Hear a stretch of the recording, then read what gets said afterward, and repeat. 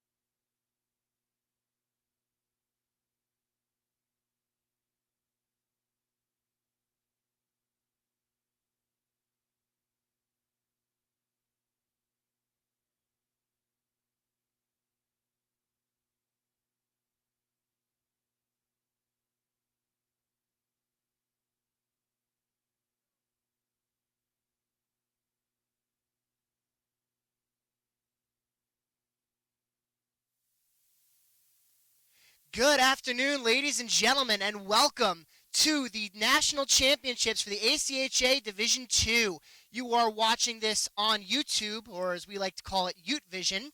I am Andrew Shapiro, joined alongside Sean Bretherick and Brandon Coburn. And before we get to the pregame for today, or let's get to the pregame today, shall we? So we have a great matchup for you today. The Florida Gulf Coast Eagles taking on the Liberty Flames, a Southeast regional matchup between the number 1 seed and the number 2 seed. So, Sean, we'll go to you first. This is the third consecutive trip to the finals for the Florida Gulf Coast Eagles. What is one thing that you're watching for just before this game even starts? Well, it's being able to look at the goaltending matchup already. We know that it's going to be for the third straight time as well. It's going to be the same goaltender. Mike Reed is going to be in goal once again. Last two times it has not gone well for him. It's been stated that last couple times against NYU and UNH in the past 2 years. Right now I'm looking to see how he's going to be in net today. There's a lot of other players to look at. Jordan Klotz, who has scored 4 goals in this season series. They've played each other 4 times. However, Liberty has taken 3 of those 4. Alongside Nick Hauser, who's also potted 3 goals as well in the season series, Andrew. And another player to watch for Florida Gulf Coast is Dan Echeverry. He's the team captain. And before the game, he sat down with our Dave Kurtz and told us his thoughts on the game. I'm here with the captain of FGCU, Dan Echeverry. And Dan, congratulations on making it to the national championship. And how excited are your boys in there? We're just really fired up. I mean, we've 2 runner-ups 2 years in a row. Kind of gets our blood going. So All right, talk to me just for a few seconds about yesterday's game. Grand Valley State, a long-time Nationals team. You've played them a bunch of times here.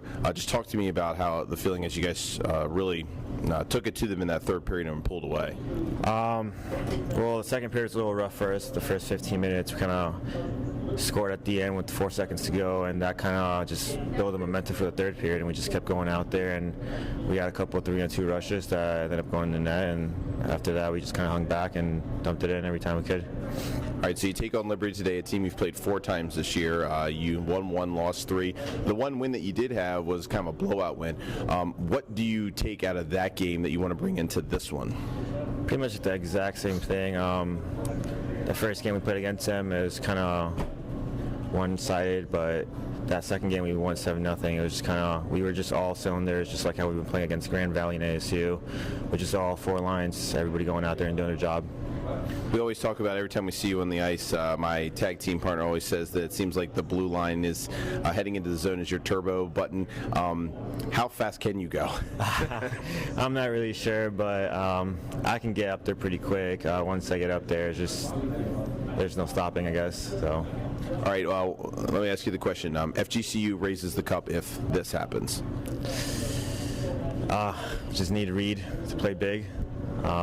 He's a huge part of our team. We all rely on him. He plays big. We all win. So. All right, well, best of luck to you, Dan. We'll talk to you during the game. Thank you. Thank you, Dan.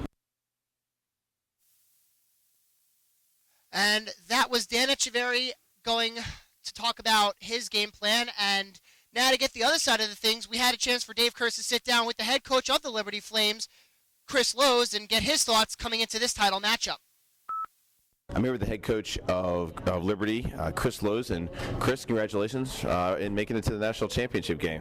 Thank you. Yeah, it's been an exciting week for our team. All right, so yesterday you guys took on Miami, another Southeast team, back and forth. You got a ton of shots, but both goaltenders standing on their heads, keeping it at 0-0 for a long time. You guys get one. You guys are kind of, the clock's starting to become your friend, and then bam, it becomes 1-1. Suddenly you guys are in overtime. What were you telling your guys as you were in the locker room between the third and the overtime? Well, it's kind of the same as the night before. You know, that's why we train all year. You know, from Hell Week, the first week of conditioning, all through the year, the lifts and the practice. You know, you work for that, and you know, I think our guys had some gas left in the tank, and we just encouraged them to leave it all out there. We weren't worried about today. Just get through that game, and we found a way to get it done again. All right, so Devin Dockstader is able to come around, jam the puck in to get a win. That's the second overtime goal in 2 days. What does he mean to your team there? Yeah, Devin's been very clutch for us. You know, he's certainly one of those guys that guys look to when we need a big goal. You know, and that was classic Devin yesterday. He got one the night before in overtime that was a great shot, but you know, I think maybe his biggest asset is his board play and how slippery he is, and he was able to just roll off a defender and get a good jam play in. And you know, any puck in the crease, especially in an overtime situation, is a dangerous puck, and it went through for us. Now you guys are in a unique position that every team has. You've played 4 times this year, going 3-1. The 3 games you won were pretty close, and then the one you lost was kind of a blowout for FGCU. What do you need to do to make sure you have a game more like the 3 that you won and not like the one you lost?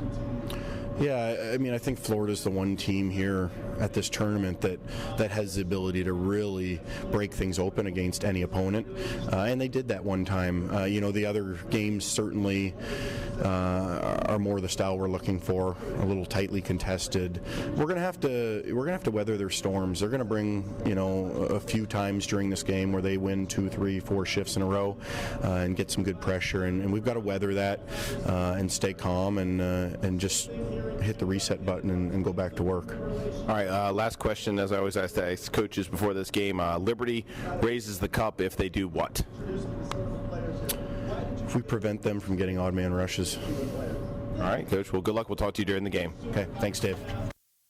And that, of course, was Chris Lowe's, the head coach of the Liberty Flames, talking about some of his players to watch, including Devin Dockstader, who's had to play a bit of a hero the last couple days, Brandon.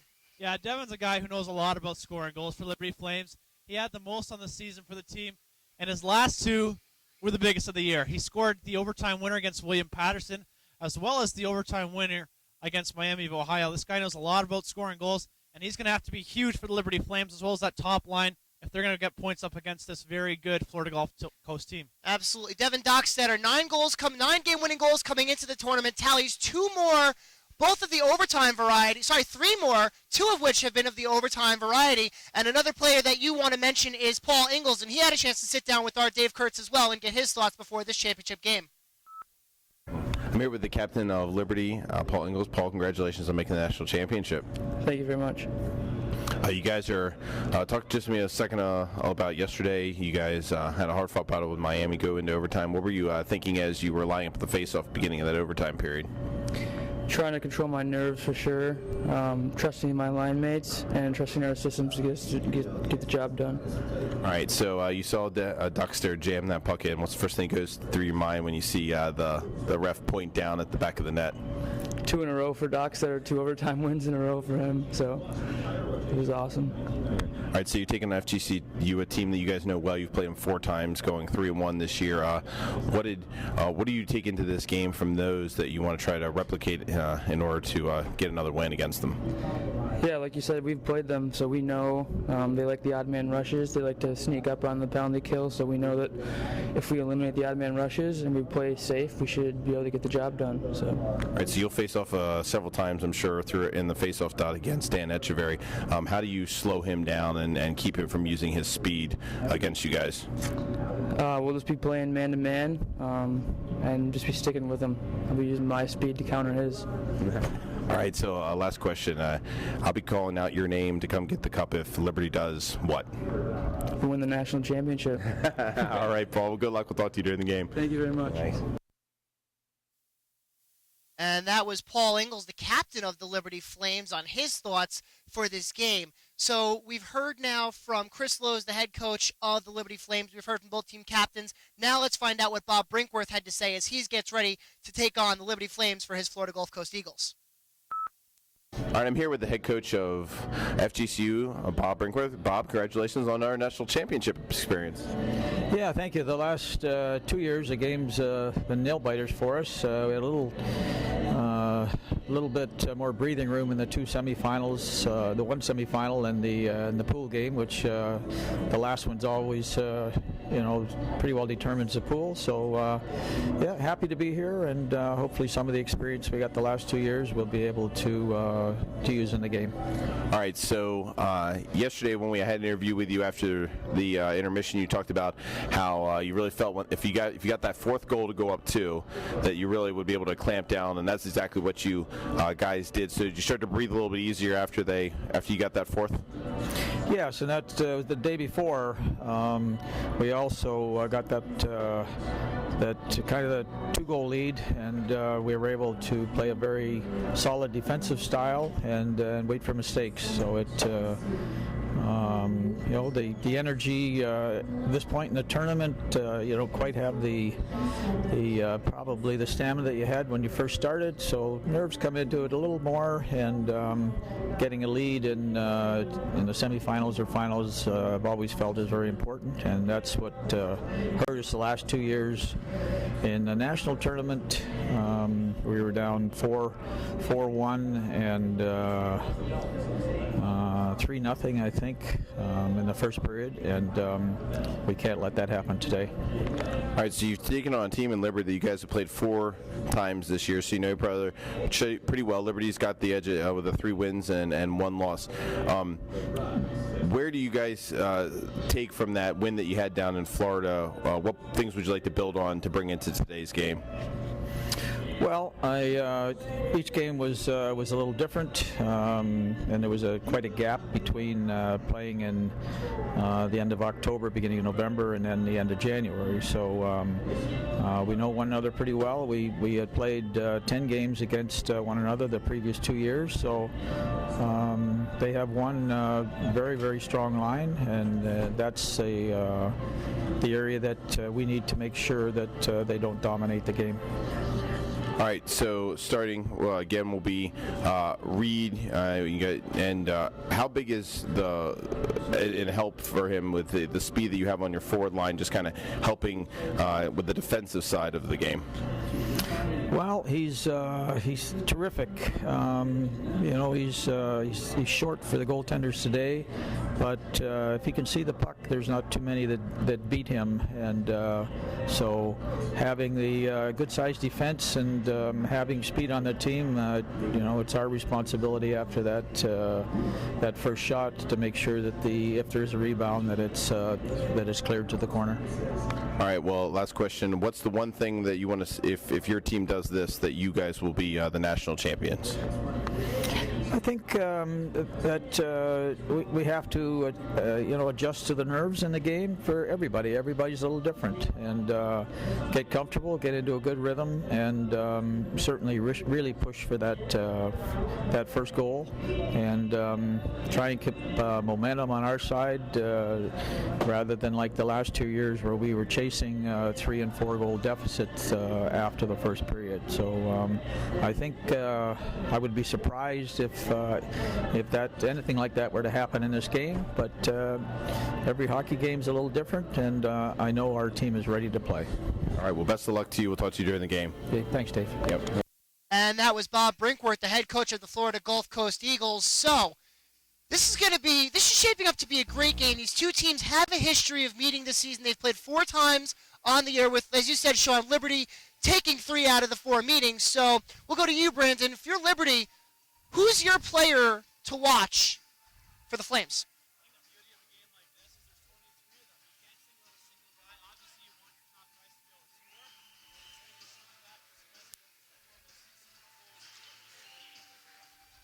All right, and now Sean, so if you're the Eagles, who's your key guy there?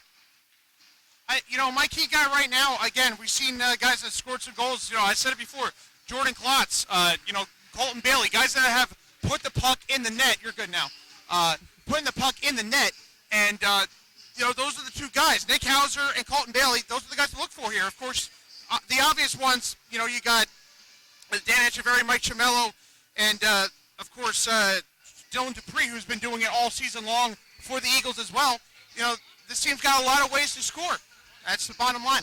Let's talk about the goaltending. We have a great matchup in goal for you today. Mike Reed is going to get the start for the Eagles. This is his 3rd consecutive start in the national championship game, Sean. And last 2 years, as you mentioned, not great. He had 11 goals allowed between 2014-2015 against the Wildcats and the Violets, respectively. Yeah, and you know what?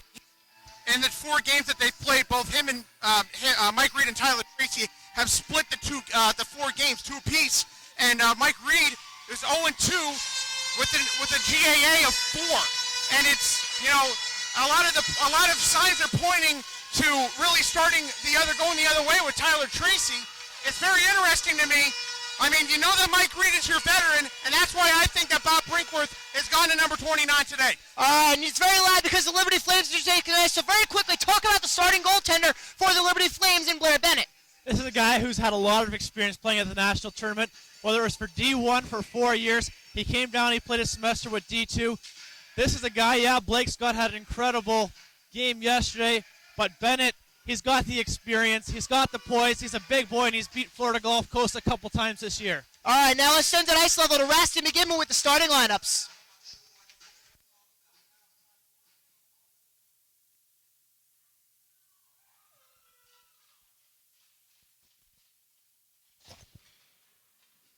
Ladies and gentlemen, we would like to take this opportunity and welcome you to the ACHA Division II Men's National Championship game between Liberty University and Florida Gulf Coast.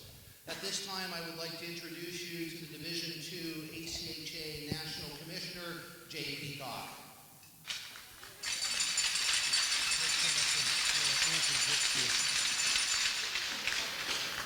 It is a fantastic opportunity that we have the opportunity to recognize 8 academic All-Americans.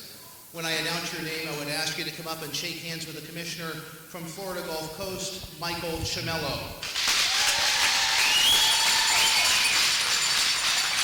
From Florida Gulf Coast, Jack Emmer. From Florida Gulf Coast, Tyler Tracy. From Liberty University, Blair Bennett. Daniel Huntington. Paul Ingalls. Christian Garland. And Ryan Kerr. Ladies and gentlemen, this is the 2015 ACHA Men's Division II National Championship Academic All-Americans.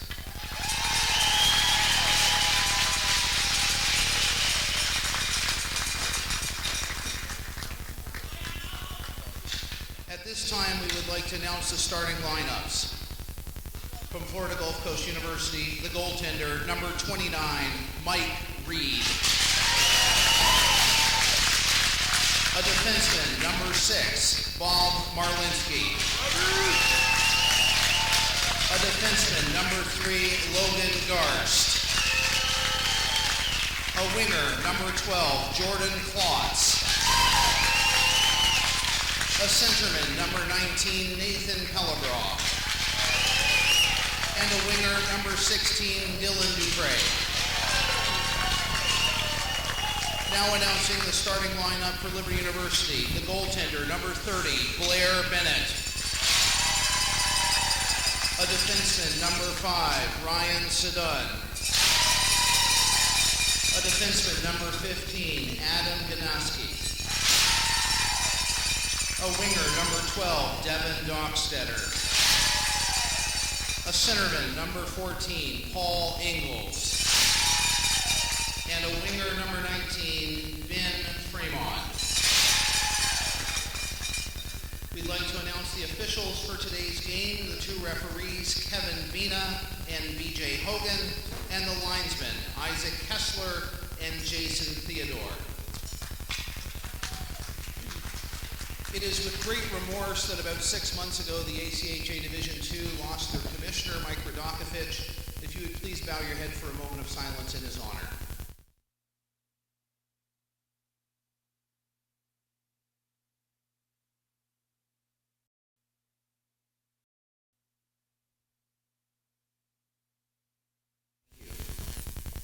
Ladies and gentlemen, at this time we would ask you to rise. Please remove your hats for the playing of the national anthem.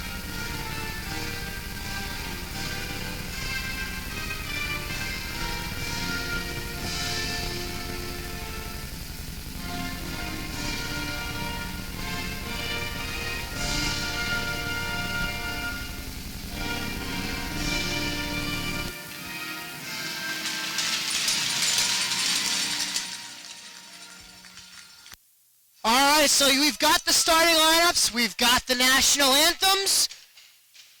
I think it's game time. What do you think, boys?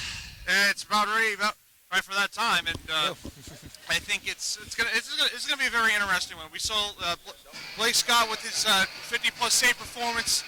Support here. Blair Bennett does actually have the better numbers overall during the regular season, 2-0 with a 3 GAA against Florida Gulf Coast. So, strategically, statistically wise, that's actually might be not that by that much, but statistically a better strategy for head coach Chris Love. I think we've pregamed this game enough. Time for the call. With it now, Matt Coma, Brett Luther, and Rasty McGibbon. All right, thank you, boys. We appreciate it. Getting ready for the championship game. Matt Coma, Brett Luther, Rasty McGibbon will join us in a moment as our championship game about to get underway. Liberty in the white uniforms moves left to right in the first period. Florida Gulf Coast in the black uniforms, right to left.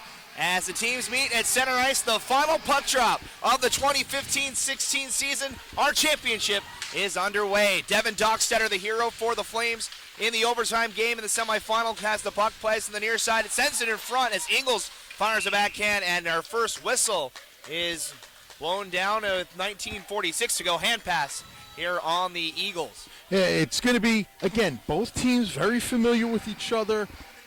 This is no new ground is to be broken here, as it was mentioned before. 4 meetings, Liberty won 3 of them. Only one of them was a real blowout. Everything else close. We should get that again here this afternoon.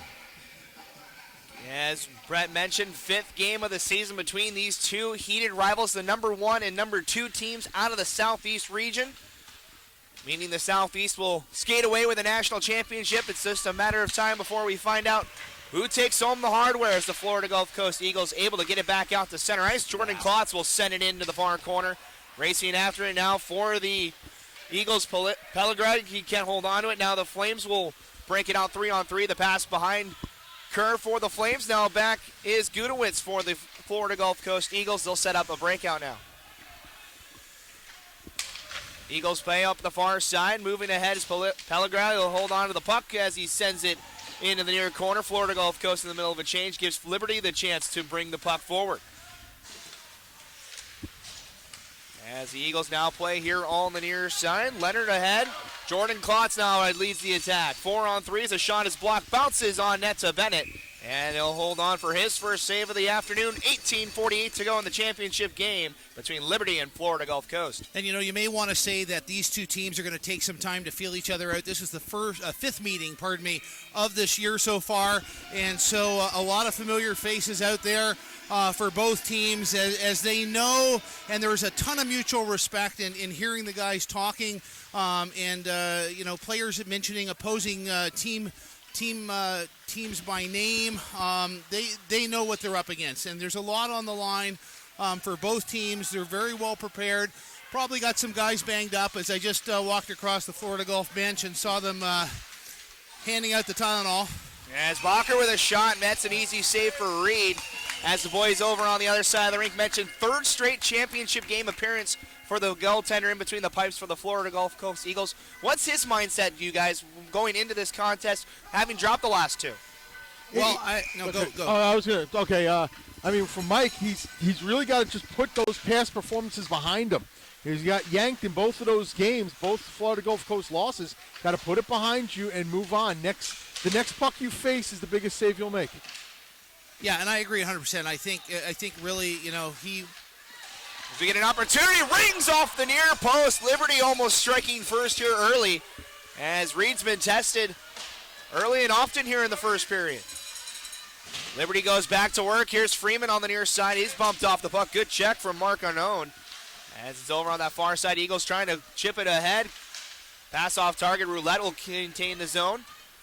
As the pass comes back to the near side, Rob Marlinski up ahead to the near side. Colton Bailey taps it along for Arnone, who sends one into the near corner. Sitting hard around the boards to Kerr. He controls the puck, leaves it along. Now for the Flames is Christian Garland. He stops in front of the Florida Gulf Coast bench, tries to send it into the corner, takes a bounce back to Garland in the slot. His backhanded attempt tied up by the Eagles as a trio of bodies slide into the near boards here. That was a buy one, get two free on that takeout there.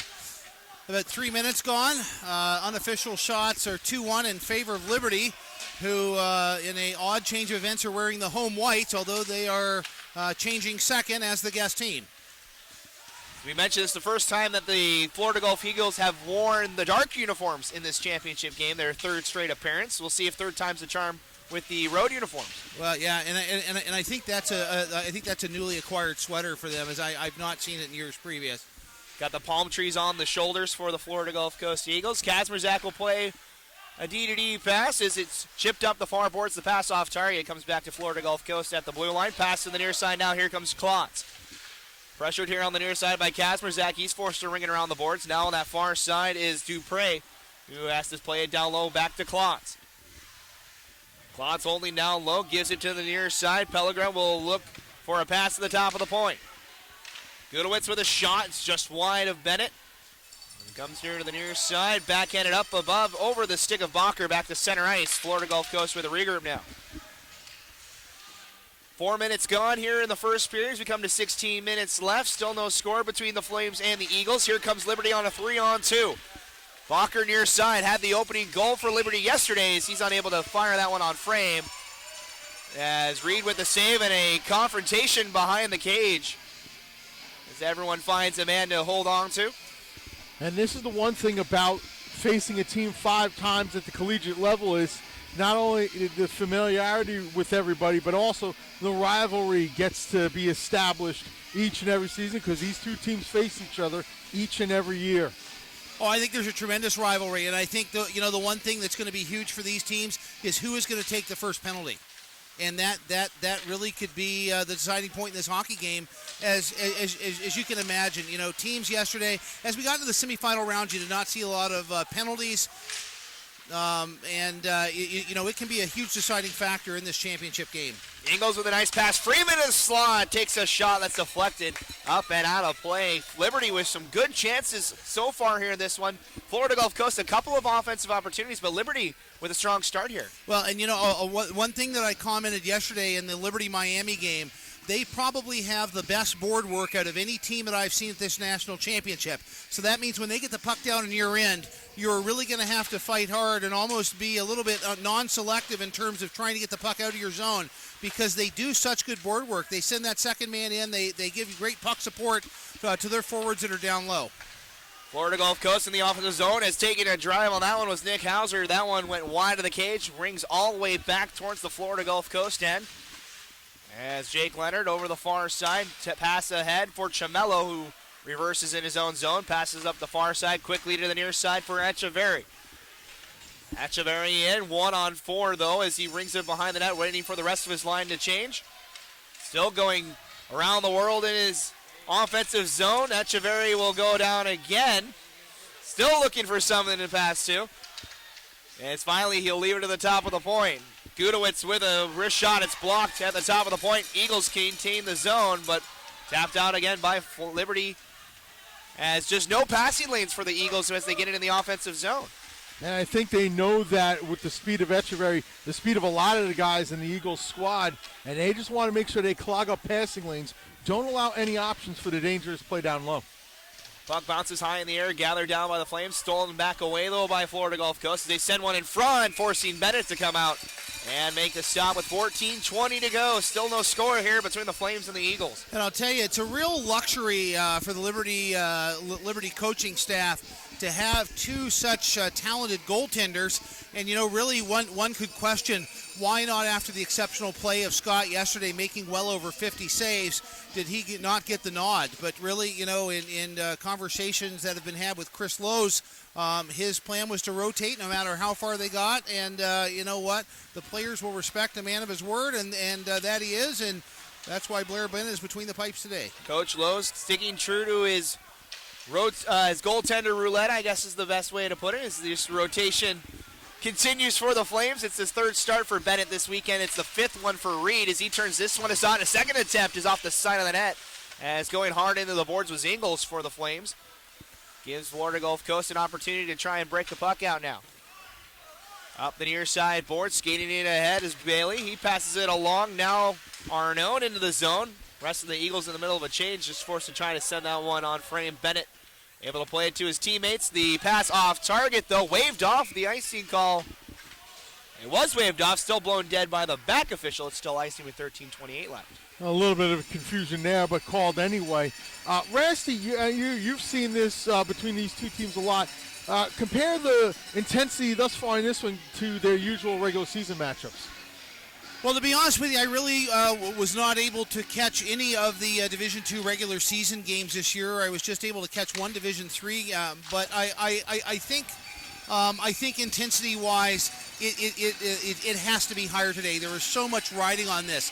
Every shot, every shift, every stoppage in play, every line match, every penalty kill, every power play.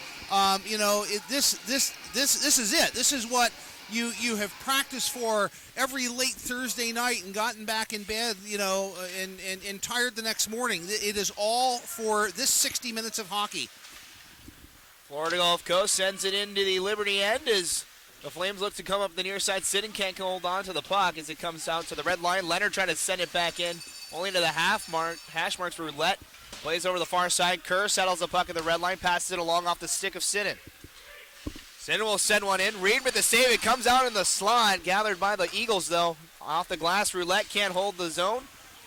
Forced to tag up on the late offside. One thing that we talked about in the Grand Valley, Florida Gulf Coast is the juicy rebounds that those big leg pads of Mike Reed give out. And, so far, the defense of Florida Gulf Coast is there because, I'm of the opinion that really the first save is up to the goaltender, but the rebound is the responsibility of the defenseman, and they have done their job thus far. But one thing with Liberty is they have a lot of men that come down, and a lot of times they win the battle to the puck in their in the Florida Gulf defensive end. And so those juicy rebounds can be something that they will be hungry for throughout this match. As here comes Bacher, a shot. It's gloved down by Reed. Can't keep it in the glove. As it comes back behind the net. 2-on-2 battle on the far side. Inches up that far boards. Turnovers, and Sean is gloved down by Reed as a late hit there. Referees will come in and separate that group. Looks like no penalties out of it, though. But you mentioned with the rebounds from Reed, anything that's upstairs on the Butterfly goaltender, he's been controlling for them pretty much all weekend. Yeah, I agree 100%. He has excellent control. Yeah, excellent control from the waist up. It's really just rebounds off those leg pads. Probably one of the smaller goaltenders, as we've seen the evolution of goaltenders over the last 10 or 15 years, is they're getting a lot taller. You're getting forward and defenseman-sized guys playing goal now. Mike Reed only 5'9". It's a shot jammed here on the near side, and the net dislodged on that attempt from numbers 12 for the Flames. That's Devin Docksetter, of course, had the overtime goal. Almost a similar play there for that overtime goal yesterday. It was a bit of a jam play on this near side, and that is that is what got him. That's what got him to punch their ticket to the game today. And Liberty just does such excellent board work in that end. Florida Gulf is going to have to find a way, whether it's passing or headmanning up through the neutral zone. One thing I have seen and I like out of Florida Gulf, as you see a shot there they from are very Chamello. happy and willing to just dump the puck in and let it do the work for them. Eagles able to dump it in the corner. Shannon immediately brings it the other way for Liberty as it's sent back into the Liberty zone. Quickly back out. Now Ingles taps it along. Turnover now back to Florida Gulf Coast. As here comes Echeverry into the zone. 1-on-4 as he shoots. It's in the breadbasket of Bennett. And he holds on with 11:35 left here in the period. Shots are 9-2 in favor of the Liberty Flames. That's the unofficial count. But a lot of time has been spent to our right, which is in the defensive zone of Florida Gulf Coast.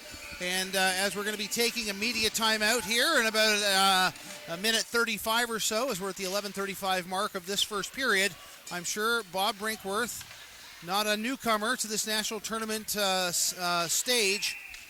As we get a hand pass call. A hand pass, we'll be making the necessary adjustments. And really, adjustments are something that are so key. And as we have seen teams fall and we've seen teams advance through these 5 days of hockey, it really seems that it's the teams that are able to adjust and adapt that have continued to play on. And definitely two examples are Florida Gulf and Liberty, who are playing today. As we have the puck back in the Liberty end, Flames looking to break the puck out near side. Birema able to float it high in the air. It's gloved down by Jake Leonard for the Flames. D-to-D pass in their own zone now set up the far boards. Gathered by the Eagles, chapped here to the near corner. The dump and chase method applied here by the Eagles. Flames get to it first, though. It comes here up the near side. 9 minutes gone here in the period. So now we have a 2-on-2 battle ensuing. Arnone here on the near side, trying to dig it out of the corner. Down there as well as number 18, Colton Bailey. Kazmierzak will play back here to the near side. Natowski able to chip it up the near side. Birema couldn't hold on to it. It's sent back in, but there's a lone eagle, as this will be a delayed offside call with 10. Yeah, intentional offside with 10:34 in the first period. It is 0-0 if you are just joining us. This is the Men's Division II National Championship game being brought to you from Westchester, Pennsylvania. We have the Liberty Flames, who are the number 1 seed out of the Southeast, playing their buddies that they have met 4 times before today, and that is the Florida Gulf Coast Eagles. Face off here all in the near circle. Stolen away by the Flames as it takes a deflection right in front of the blue paint of Mr. Reed. As it's loose down low, now picked up by Florida Gulf Coast. Trying to go up that far side. Kazmarczak said no. Now the second attempt brings out the Eagles back to center ice. Off of a skate, holding in the front of the FGCU bench was Bacher as he just sent that one in. Collision back behind the play. Now here's Florida Gulf Coast. 3-on-2 opportunity if they hurry. Weaving into the zone as Dupre will shoot. It just went wide. Halfway point of the first period. We're still tied at 0 between Liberty and Florida Gulf Coast. D2 championship game. Here's Ingles. 3-on-2 for the Flames. Thought about a shot. Instead tried to play it for Dockstetter. Able to regain it through some stick checks. Good passing, but a nice deflection on that far side by Jake Leonard. Excellent play there, selling out, getting down to make the block. That would have been a dangerous opportunity for Liberty. Here's the 2-on-2 on that far side. A shot turned aside by Reed, loose in the slot. Picked up by Klotz. Gets it back out to center ice. Sinnen turned it back over to Klotz. Poked back towards Leonard, or excuse me, number 6. That's Rob Marlinski. Goes to Garst, back to Marlinski. Here near side, tapped along, but out of play. And that'll give us our stoppage and our first media timeout of the afternoon. You're watching the ACHA Division II National Championship live from Iceline in Westchester, Pennsylvania. We would like to thank GreatSkate.com, Sherwood, and Harrow Sports, the official apparel provider of the ACHA. We'd also like to take this opportunity to thank the Westchester's Visitors Bureau for their hospitality and us being here. Also, Iceline Quad Rinks, a fantastic facility here in Westchester. App Hammer, and as well our broadcast partner, Utah Hockey, as this broadcast is being brought to you in Ute Vision. And don't forget, after the period, the boys across the way, Andrew, Brandon, and Sean will have the intermission report. That's after Rasty has an interview with the Division II commissioner, I believe? Or is he coming yes, up Jay here Peacock is going to come up very briefly and just give us some thoughts on the tournament, and then we will send it across to the trio of analysts that we have. Getting ready for perched and ready yes. for insight. There we go. Andrew, Sean, and Brandon standing by for that. Stay tuned for that after our first period here. We still have 9-10 left to go in our opening frame as the Florida Gulf Coast Eagles in possession. They'll send it in towards Bennett, who will once again cover and earn a whistle with 8:59 left. We've mentioned that Liberty leading pretty heavily on the shot count, 10-4. Florida Gulf Coast trying to get their building momentum. What do they need to do, Brett, to get back in, at least get the momentum on their side? They need to forecheck a little bit harder. They're getting it in, but Liberty's doing a good job of just gathering the puck, getting it back out of zone, not allowing Florida Gulf to really set their forecheck up. And I think that's what the Eagles got to do. Get it a little bit harder on the forecheck like this. Now create the turnovers and get your offense going in the zone. Chamello can't contain the zone as it's poked out of the zone by Barstead. As Leonard near side passes to Echeverry. Weaving through stick checks, lost control as it comes to Barstead in his own zone. Up that far side, Kazmarczak tried to help out. Instead it bounces back to Shannon, who will ring it around the boards to the near side. Bacher can't control as Chamello steals it away. Now Echeverry here on the near side. Holding at the hash marks, looks for a man in front, had his man in number 23, that's Nick Hauser. Just passed just a little wide. This sent all the way down. Icing will not be called as Reed comes out of his crease. That hybrid icing rule. Goaltender leaves the crease. That's no icing. And I think Reed, he wanted to play around. He wasn't sure if his man was going to get down there first to activate the icing. Turnover. Hockey in. Dockstetter a shot. It's saved Reed. Another try. It's denied as well. And that's what I talked about, those big juicy rebounds off of Mike Reed, is Liberty getting an extra shot there. But Reed able and willing and definitely dedicated to withstand the Liberty drives, and this is still 0-0. Flames buzzing in the offensive zone as Roulette fires a shot. It's blocked here into the near side, gathered by Gudowitz. Centers a pass, it's cut off by the Flames, still in the zone. Roulette will tap it back down. This is probably the first time just moments ago that I've actually seen Florida Gulf. There is not a faster team here. I'm not saying they're the fastest. There's not a faster team here. And really, Dan Echeverry, a guy who's just a rocket ship, having... It was a good save. One time save. Reed as well, right on the doorstep. Eagles able to clear. This will be icing coming up as they touch up with 7:05 to go. Mike Reed, 2 huge saves. Mike Reed has been good, and he has had to have been good in this first period. Is Liberty really getting a lot of sustained pressure in the Florida Gulf end? And like we talked about, giving up some rebounds, but he's making second and third saves. As we talked about, Florida Gulf really having trouble at times getting it out of their end, as we see bodies laying on the ice here. And now you will see the explosive speed of Dan Echeverry as he hits that blue line and then takes off like a rocket. Unfortunately, the Flames able to put out that situation as it's back in the Florida Gulf Coast end. Backhanded up the near side, kicked back in by the Flames. As now holding on the near side, Marlinski to the far side. Garst quickly back here to the near side for Bailey. That back and forth passing from Florida Gulf Coast in the neutral zone has worked pretty well for FGCU so far, as we have a 2-on-2 battle back behind Bennett. Team still digging after it, now down to 6:20 left. As you saw one of the Eagles take a tumble. Now here's Liberty up the far side. Barstead will tip it in. Reed wants to corral it. He does, and able to play it up the near board. Sidden keeps it in, though, for Liberty. Sidden towards the front of the net, stolen away by Arnone. Over to the far side, tipped back out to center ice. Bacher turns it right back in, on net to Reed, who's able to turn it aside. It almost looks like Liberty it's a hybrid between a 1-2-2 or sometimes a 1-4 because they're going flat 4 at times. Up into the zone, Colton Bailey stops, looks a backhand shot. It's saved by Bennett. Back to Bailey here near side, wheels around the near circle, he'll shoot. Pad save from Bennett and cleared by the Flames. That's good for Bennett because he had to be sharp on that last attack by the Eagles. You haven't seen many shots, and all of a sudden a couple dangerous ones come in. Good sharpness shown out of Bennett so far. One-on-one battle down low. Pellegrin holding his man as the Eagles set up again. A wrist shot just went wide by a Grosvenor.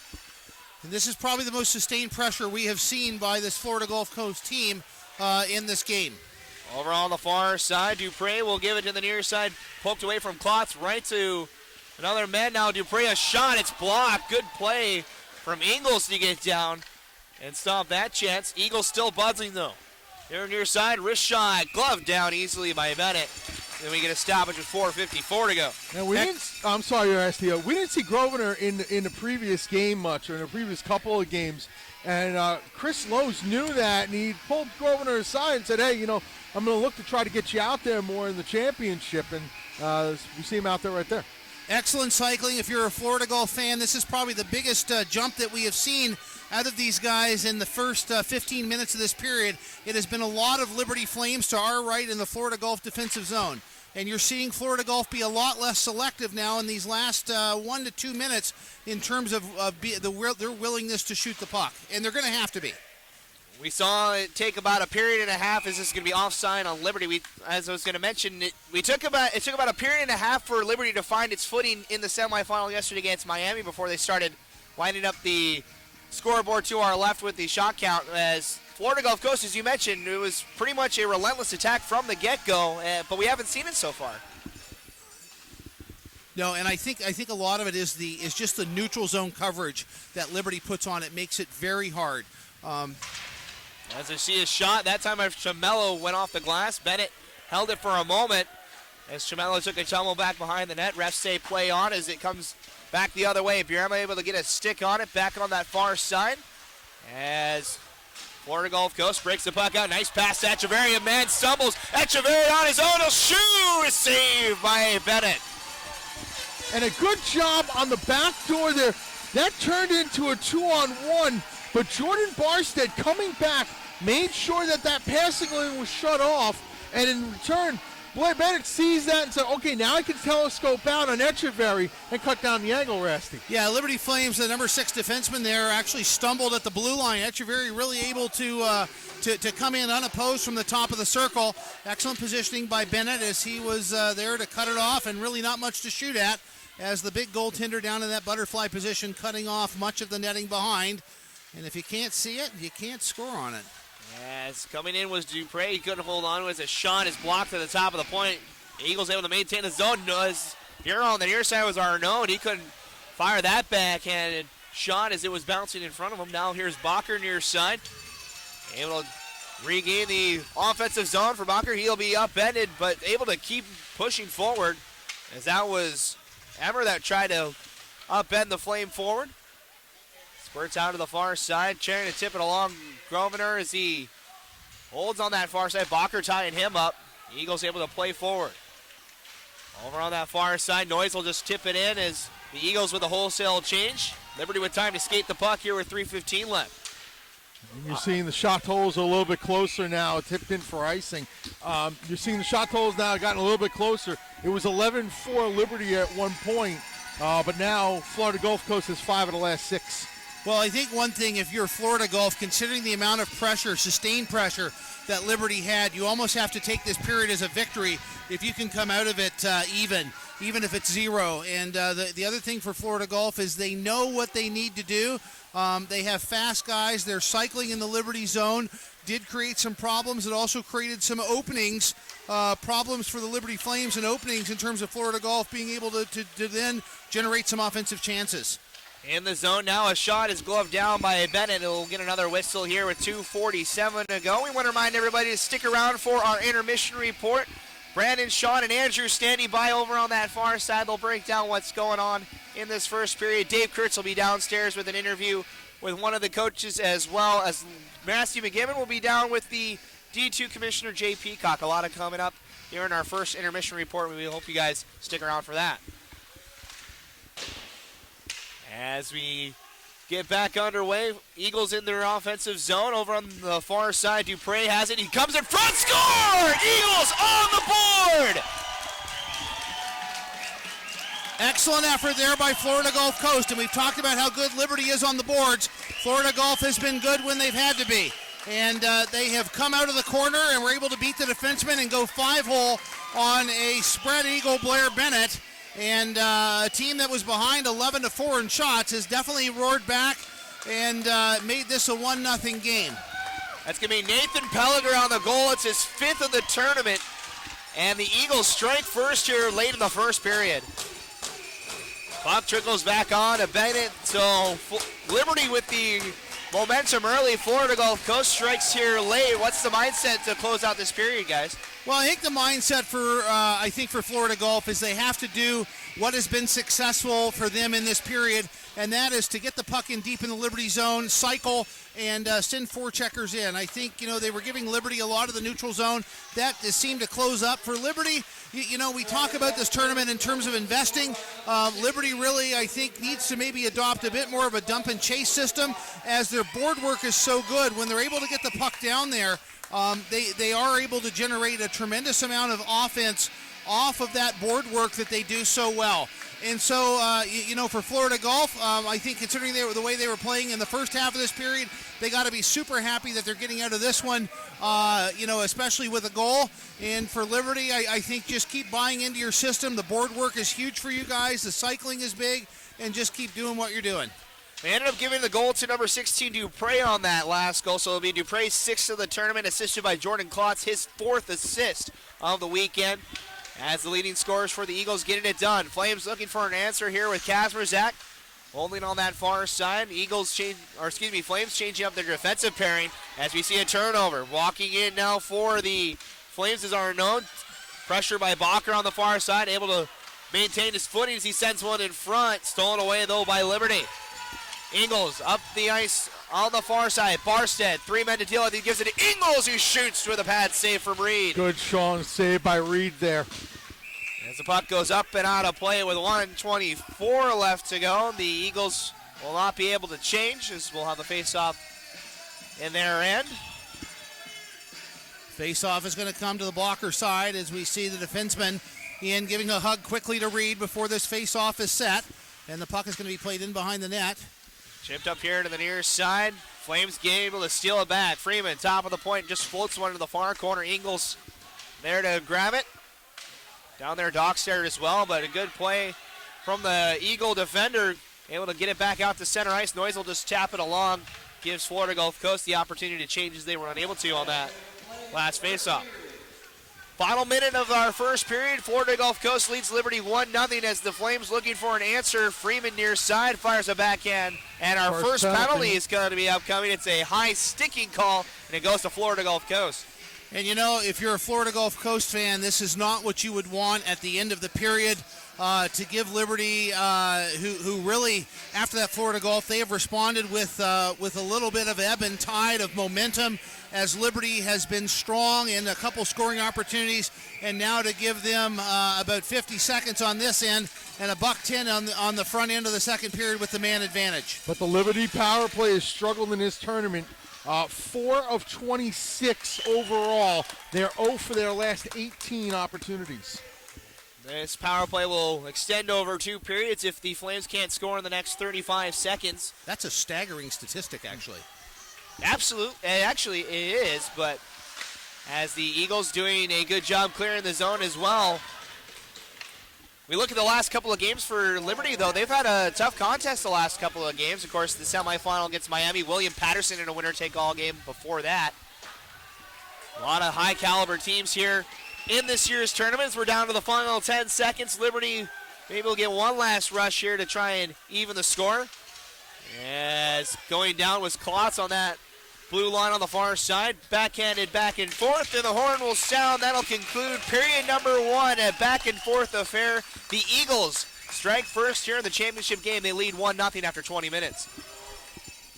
Just going to get, if we can get a headset for Jay Peacock, the ACHA Division II commissioner. And Jay, thanks so much for joining us. I know that this is really your big party today, but tell us, just give me some brief thoughts on the tournament so far. Oh, it's been fantastic. The hockey has just been wonderful. Had a number of overtime games. The crowds have been fabulous. We've really, I think we've hit a home run here. I am very encouraged by it. I'm going to pause you briefly and just send it to David Kurse, who has Chris Lowe's. Hey, I'm here with the head coach of Liberty, Chris Lowe's. Chris, you guys started out hot. You had 12 shots in the first about 10 minutes of the game. Then you kind of went on this a pretty long drought before you picked up 1 or 2 near the end. How do you, in the second period, try to avoid some of those droughts? Oh, I mean, we're fine.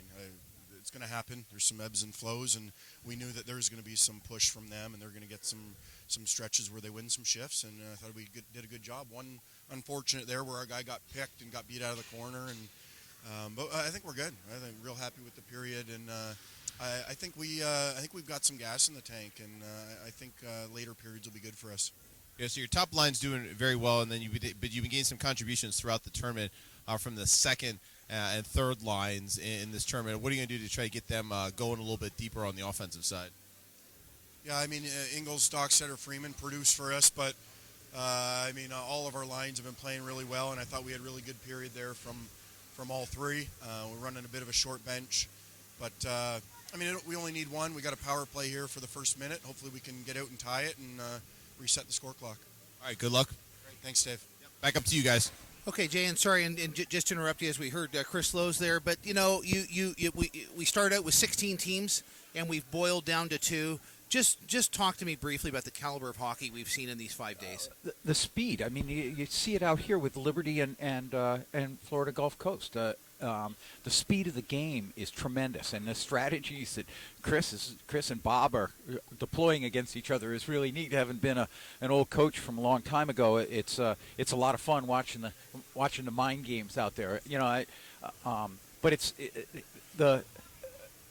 in that second day where we had all those upsets, where BU came out strong and Miami came out strong, and that was really neat to see how it played out at the first Sunday's games. I thought that was really interesting. The technical side of this, or the side behind the scenes, the job your broadcast team has done, Rasty, has just been out of this world. The little things that have come to light here. This is my first time at this dance, and it's a learning experience, and I've learned. You guys have guided me very well, and I really appreciate all the help that you've given me. But I got to tell you, I just love sitting here and watching hockey. I haven't, as you said, I've been behind a computer trying to play catch up all the time. I actually wasn't going to bring that up. That's all right. That's all right. I did. I tell you, that's one thing I've learned. Let's get out from behind that computer and get out here and watch games. This is fun. I'm sitting over there with John Eccles, watching the game, and it's been a lot of fun. Well, 40 minutes of hockey left to go, and with that, we are going to send it across to our trio of analysts. that analyze more than the Webster Dictionary. Right across to you three guys there. Thank you, Brandon, Rasty, and Sean, thank you, Commissioner Peacock, for joining us after this first period, which sees the Florida Gulf Coast Eagles having a 1-0 lead after one. So I'm going to go to you first, Brendan. We heard Coach Lowe's mention that they're running a bit of a short bench today. Do you think that's going to be a factor as the game wears on? I don't think so. I think this Liberty team's been tested throughout their time here. The first game they played against Arizona State Maroon, they had a real short bench, 14 guys, and they were all able to make things work. This is a Liberty team that's very resilient, and the top guys in the lineup, the guys who you're going to need goals from, they're all there. And we always talk about how Florida Gulf Coast is probably the most offensive team in the league, but the fact of the matter, you look at the top three players on both teams, and they're all around the same amount of points, 64 into the 50 range. So, yeah, Liberty, they have the top-end talent that can compete with Florida. It's just a matter of, getting lucky bounces. I thought Mike Reed played very well in net there. And I'm glad you brought that up because, Sean, I was going to ask you. Mike Reed was one of the question marks coming into this game after being yanked from 2 straight championship games. What have you seen from him today that has either impressed you or made you worried? Well, I've seen more of the same from Mike Reed. I said yesterday that he's been a bit spotty with that rebound control. To be quite frank, I've seen some good rebounds, coming off of his glove, off of his pad so far in this first period. To me, I think as far as Liberty is concerned, they've put a lot of good pressure early on, but Florida Gulf Coast has been able to really be more tight with the puck possession and really put the pressure back on the other side of Blair Bennett on the other end of it. And sure enough, they were able to get one past him to make it a 1-0 lead for Florida Gulf Coast in this one so far. And if you are just joining us, the one goal coming off the stick of Dylan Dupre, his 6th of the tournament at the 17:52 mark with the lone assist going to Jordan Klotz. Now, they talked about Brett and Rasty and Matt all talked about special teams. And there was one penalty called in the period. It was Nathan Pellegrin, 2 minutes for high sticking, coming with 50 seconds left. So there will be a minute 10 of power play time going into the second, and we heard Brett say that the Liberty power play is over their last 18. Is that a concern for the Liberty Flames here, Brandon? Absolutely. Obviously, come national time, come the big games, you have to have your power play going. You watch the Stanley Cup, the team that doesn't have their power play going usually doesn't go that far. Liberty's got here on their own merit a lot of 5-on-5 goals, and, you don't like the fact that they haven't been able to contribute offensively with the power play, but now is a better time than any other. This is a time where they have that man advantage, and they can maybe break out, get the first goal on the board, and tie this thing up, because they do have a very talented power play unit. All it's going to take is getting some traffic in front of Reed, who's made the first save, and like you said, the rebounds are sitting there for the Flames. And I'll go back to you, Brandon, and ask you about this forecheck. This hard forecheck that Liberty seems to be sending in. It seems to be at times it's a combination of a 1-2-2, and sometimes they kind of back off a little bit with a 1-4. Which do you think will be the better key to their success today?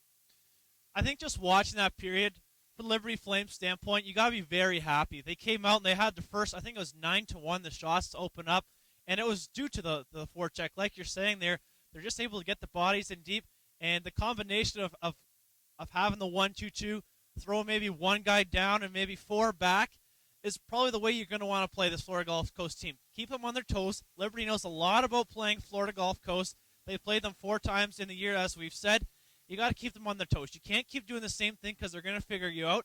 And if you're continually putting out a different attack, a different forecheck, it is very tough to try and get your offense going against it. So for Liberty, I wouldn't just say, stick to one or the other. It's the combination. That's how you shut down the high speed for Florida Gulf Coast. They did a great job that period. Shots are 13-11 for Liberty after the first. And I'm glad you mentioned speed because, Sean, they've got guys that can fly. We saw Dan Echeverry, just literally take the puck and circle around the zone there for a good 20, 30 seconds. The speed is obviously part of their game plan, but at what point do they need to say, hey, we know we have the speed, now we need to mix it up a little bit?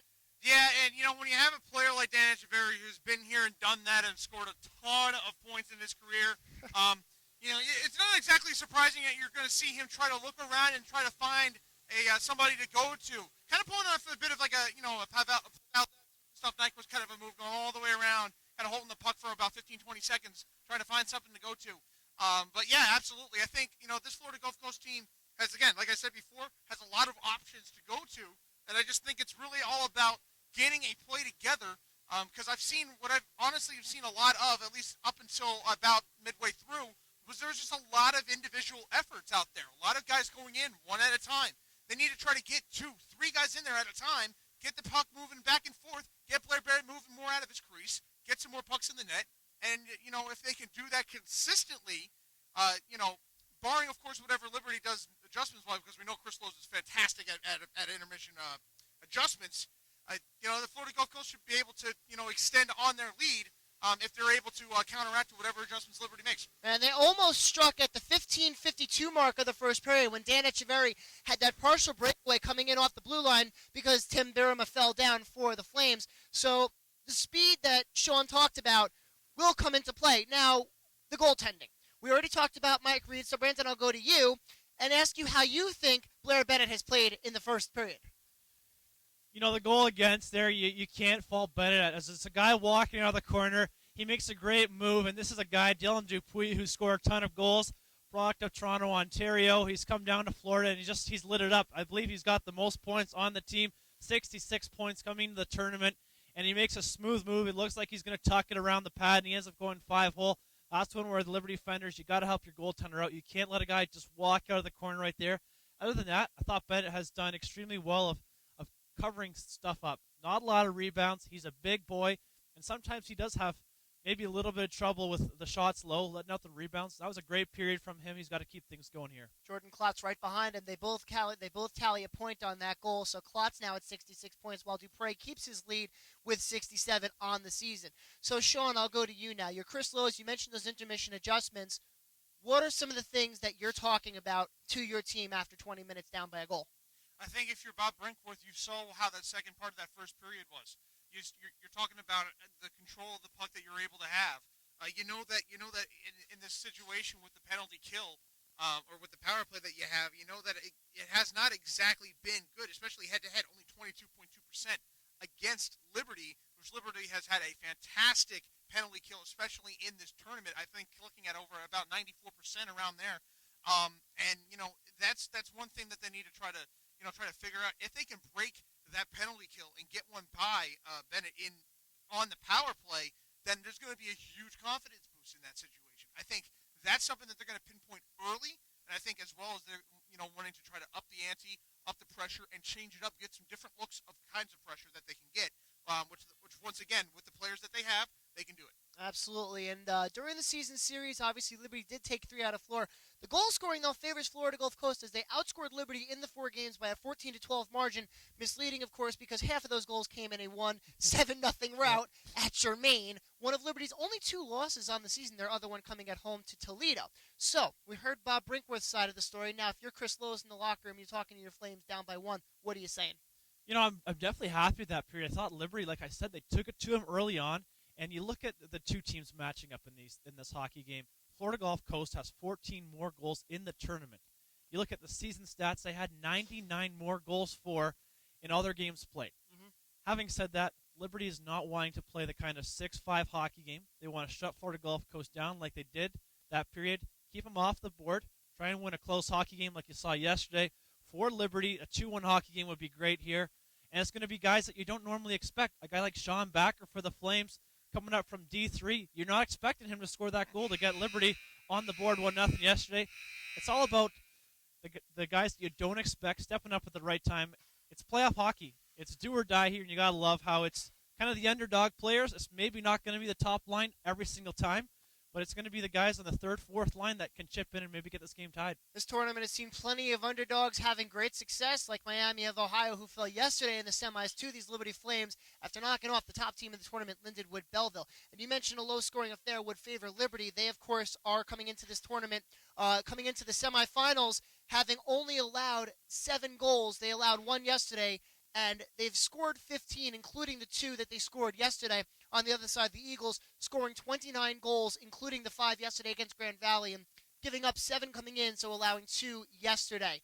So, gentlemen, what is, we already mentioned things to watch. Now let's give me a player to watch. Sean, from the Florida Gulf Coast Eagles, in the second period, they're already up by 1. Who's the guy they're going to lean on? We're going to look towards the guy that that wears the C on his jersey. That's Dan Echeverry. I think, this is a guy that seems like he's really got that that mentality of I want to make sure that this is the time that we're going to get this win. We've done this. We've been here 2 times and we've come up empty both times. It's not going to happen for a third time. The third time is going to be a charm. Dan Echeverria is going to make sure that whether it's with him or with some help from from some of the line mates, that he's going to be making sure that the pucks are going to get into the net, and that Florida Gulf Coast is going to continue their lead and maintain it all the way through. Brandon, who's the guy for Liberty? I'm going to give you 3 answers here.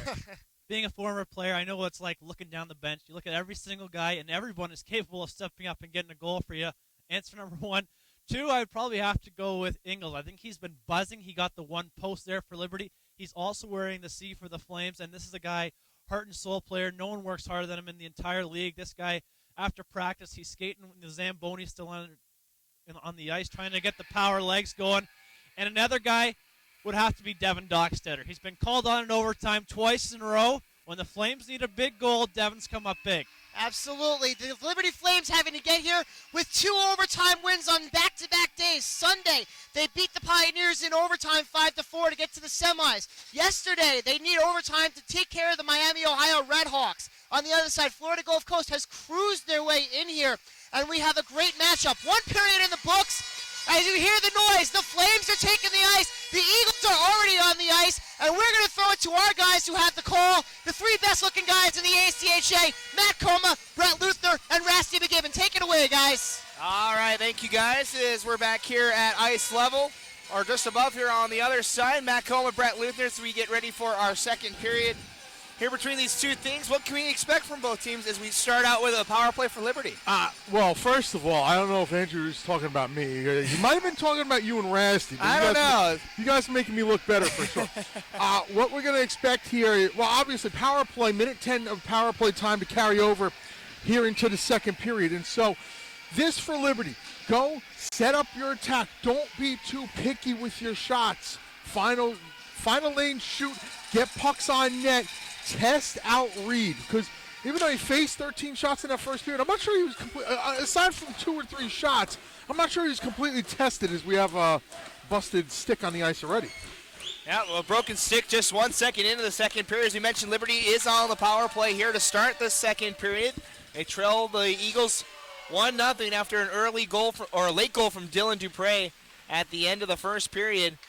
Has put the Eagles in front. Matt Coma, Brett Luthner, Rasty McGibbon up here on the near side as the Flames go to work on the power play. Top of the point, Ingles over to the far side. Walking in, good block as Freeman tried to fire that shot. That goes right into the Liberty bench as we have 19:22 left to go. A great defensive block by the Eagles on that last chance for the Flames.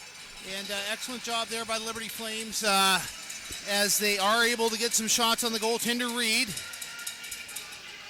38 seconds into this period. As we're back underway, Eagles with control off the draw. They'll clear the ice. Down under 30 seconds left here in the power play. As the Flames will try again, this time Dockstetter plays it up the far side. Burama can't hold on to it. Comes all the way to Freeman, who tried to tap it back. Stolen away by the Eagles. Now walking in, Chamello. Top of the circle, a shot. It's blocked by Dockstetter to the corner. Quick, patient passes, get it out, establish the zone. You only got 5 to go on the power play, though, and now you got to set up. And a breakaway opportunity here for Echeverria near side, looking for the far post off the blocker of Ben. Another save here on the near side. Echeverria found a gap behind. He realized he wasn't being paid attention to. Echeverria near side looks for Chamello in the slot. Stolen away by Dockstetter. Here come the Flames 2-on-4 the other way. Dockstetter had it poked away to the corner. Goes after a good check on the far side from the Eagles. As breaking it out, Chamello. 3-on-2 for Florida Gulf Coast. Looking to go up by 2. Back and forth passing. Echeverria with the shot. It's turned aside by Bennett.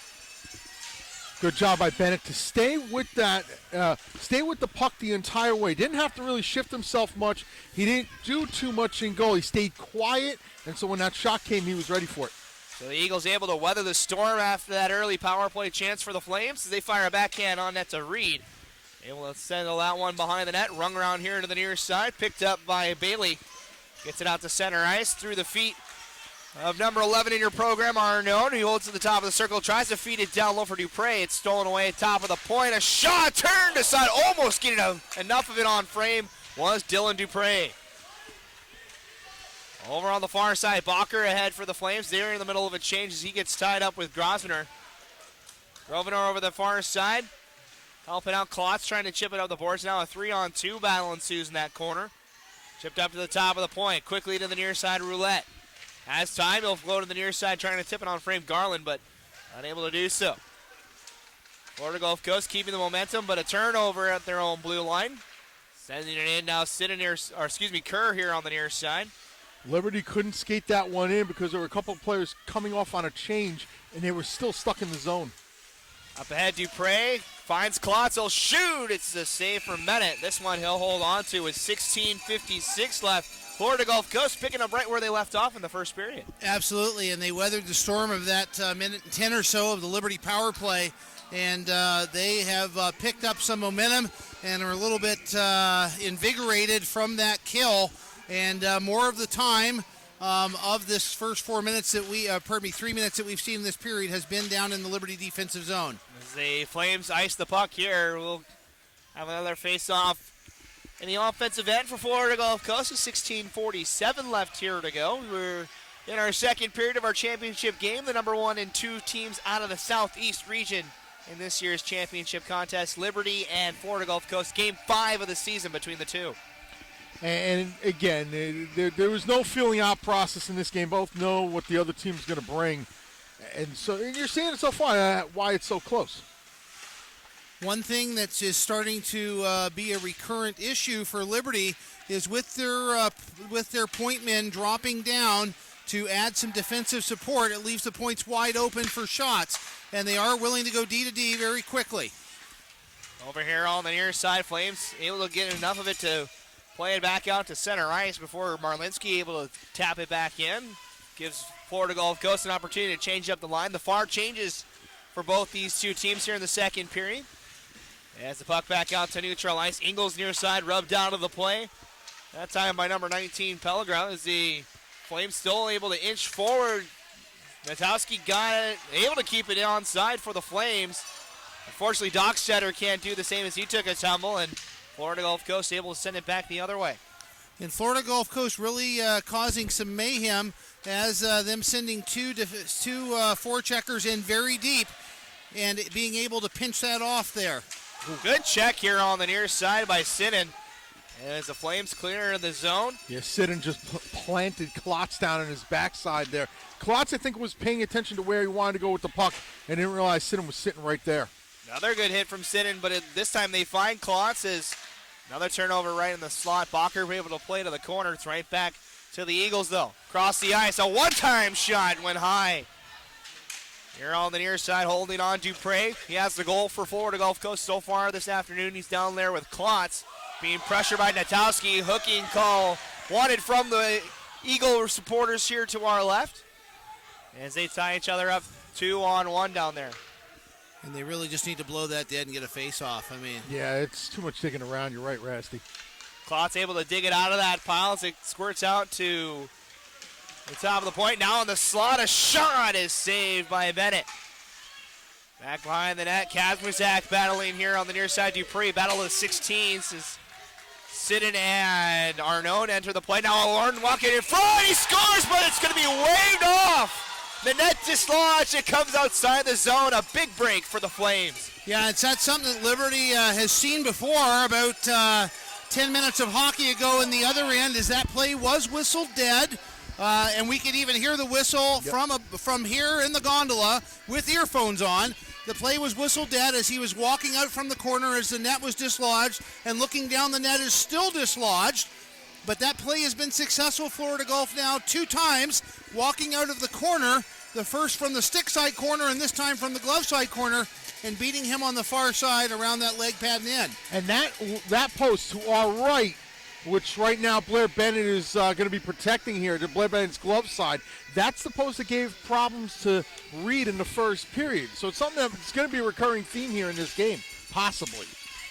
Eagles win the draw here on the near side as they were about half a second away from doubling their lead. Here on the near side, Colton Bailey down to the corner. Up top, a shot from the point by Grosvenor is blocked as it's now down low near side Leon, and we get another penalty on the Eagles. It's a cross-checking call. It's going to be a retaliation call there by Florida Gulf Coast, and the referee just 5 feet or so behind the net, and an easy one for him to make. And this is Liberty's going to be Liberty's second opportunity with the man advantage. But the thing is, these penalties start to add up. You can start to figure that the next one will be called against Liberty, and with the heat that Florida Gulf is putting on them now, they're going to have to be very careful. Another interesting stat. Coming into this game, in the last 3 meetings between these two teams, Florida Gulf Coast has only taken a total of 6 penalties. And that was in 2 games at LaHaye. Wow. So second power play opportunity for the Flames. Their first one they were unsuccessful for, as Brett mentioned in that first period. This Flame team has had trouble on the power play here this weekend. Yeah, this weekend 4 for 27 now. They're 0 for their last 19.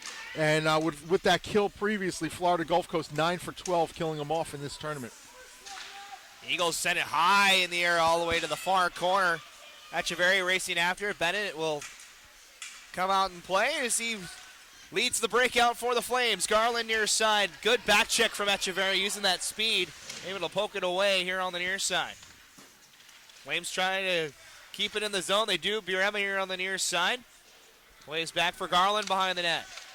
Send back to Birema off of a skate back to Florida Gulf Coast. They'll clear it down the other way back to Bennett. One thing that's very impressive is you definitely see a sense of urgency in that Florida Gulf defensive zone in terms of getting the puck out. Dockstetter with fancy moves here as he comes around looking for the wraparound try, cut off by the Eagles. Another penalty upcoming to Florida Gulf Coast as a potential 5-on-3 here as they finally do touch the puck with 13:03 to go. It's another call to the Eagles, their third power play or third penalty of the afternoon, and a big chance for the Flames to try and even up the score. Well, it's a huge one, and for this being a period that Florida Gulf has come out like a very energized team. This is Liberty's opportunity. For Florida Gulf, you have to look at it. If you can kill off this next 52 seconds, then you have just a bit more than that, and you're back to 5-on-5. But, one thing I found with Liberty, they have not had a lot of success in setting up their power play. You do not practice a lot of 5-on-3 at home when you're doing practice drills. So Liberty really just needing to pepper the goaltender Reed with shots and look for those juicy rebounds. And also, too, Rusty, pack it in, start to move this down low. Collapse this diamond, collapse the whole formation. Kerr with a drive. It's saved by Reed. It bounces back to the defenseman as he plays over on the far side. One thing with Florida Gulf, very active sticks. Kerr, another shot. This one blocked in front.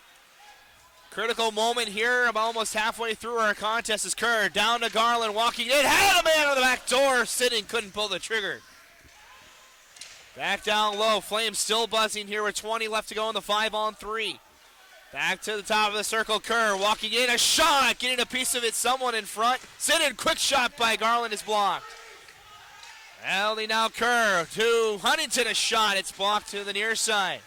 Excellent job of blocking right now by the Iron 3 for the Eagles. Barstead on the far side. Gives it to Kerr. We're 5-on-4 now. Pass blocked. Comes back to Kerr. Blocked in front again. Rebound comes through the near side. Deflected out of play. That is tremendous defending in that 5-on-3 and now 5-on-4. How many blocks did we see, Rasty? About You actually look at the two players. One there behind the net who just has his hands on his thighs trying to just catch a breath, as those guys absolutely have to be exhausted. But fantastic effort as they killed off that 5-on-3, and now timeout for Florida Gulf Coast here with 12:04. I guess all those blocks have gassed the Eagles that are out there, and we get our first timeout exercised here early in the second period. Maybe a little too early to burn that timeout. Well, and here's the thing. I mean, how many games do we see that you actually get to the end and they never use it? And so you know what? You've had your number one penalty killers out there.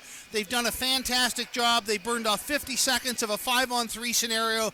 Give those guys a rest, give them a drink, and hopefully get them back out there. And if you're a Florida Gulf fan, they burn off the next minute one of the 5-on-4. If for Liberty, they are getting some good chances. I'll tell you one thing, not a huge fan of the big wind-up advertised slap shot, and you're seeing Liberty do that. You know, you can the wrist shot is just as effective, and you get a much quicker release. So Liberty, one thing I liked is that they were not as fancy on the power play, but you know, that back door, unfortunately, unless you hit a foot in front or you're able to connect on it, it is a low percentage shot as it is alone. As we're back underway, still a minute of power play time here for the Flames to try and even the score. As a pass in front, 3 black shirts were able to play that to the corner.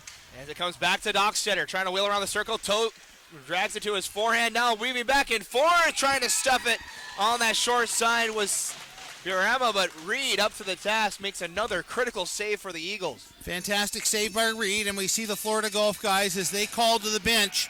And that was a short one, about a 16 or 20-second shift, and they've called for replacements as they're going to send 2 fresh bodies out as Echeverria to take the face-off, and he wins that one to Liberty. As Flames go to work, Freeman top of the point. Wrist shot off of the bucket of number 6, Rob Marlinski. Over on that far side, now comes the top of the point. Dockstetter quickly to the far side. Freeman, a shot, score! Liberty, a power play goal, ties it up! And that's exactly what I was talking about. Less selective with the shots. Wrist shot, it grew eyes, back of the net, 1-1. And I think part of that too is Mike Reed was ready for a shot to come up from his right. It got deflected. He had to reposition himself and didn't get set in time. Shot goes up over his shoulder, and we got a tie hockey game. And if you're a Florida Gulf fan, you really got to be disappointed. They worked so hard on that 5-on-3 kill, and they were able to beat that off. But really, just Liberty kept shooting. If you're a Liberty Flames fan, I just see a fan down there going absolutely nuts. The fans have been absolutely energetic for both teams here just to our left, as they've been loud and crazy all afternoon long, as we're back to a tie hockey game. 11-19 left, 1-1 the score. And by the way, let's just say this. There are some people out there that thought that this would be an empty building for the championship game. Yes. This does not look empty to me, folks. I'd like to tell those people that they were absolutely unequivocally wrong. Yep. Just like their wife told them. Flames win the draw, sitting a shot. This one is corralled by Reed and holds on for a whistle with 11-14 left. So Liberty, they got what they wanted here in this first period. The power play drought has been expunged, and the game is now tied. 20 straight before they finally got that power play goal. The power play rains have come. Yeah. We get back underway. Eagles looking for an answer of their own. They have an on-man rush. Unfortunately, the puck just a little too far for the Eagles to corral. It comes all the way back to Grosvenor, who comes with a center pass. Near side stolen away. Back into neutral ice come the Eagles. It's played on net. This one, Bennett will decide to cover. And with 10:50 left, we have another whistle.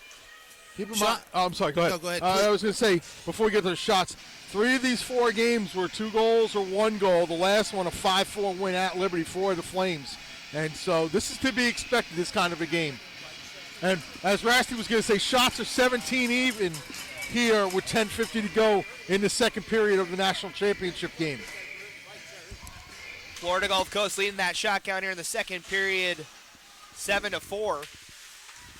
As the Eagles looking for an answer to that power play goal from the Flames. Top of the point, back down low.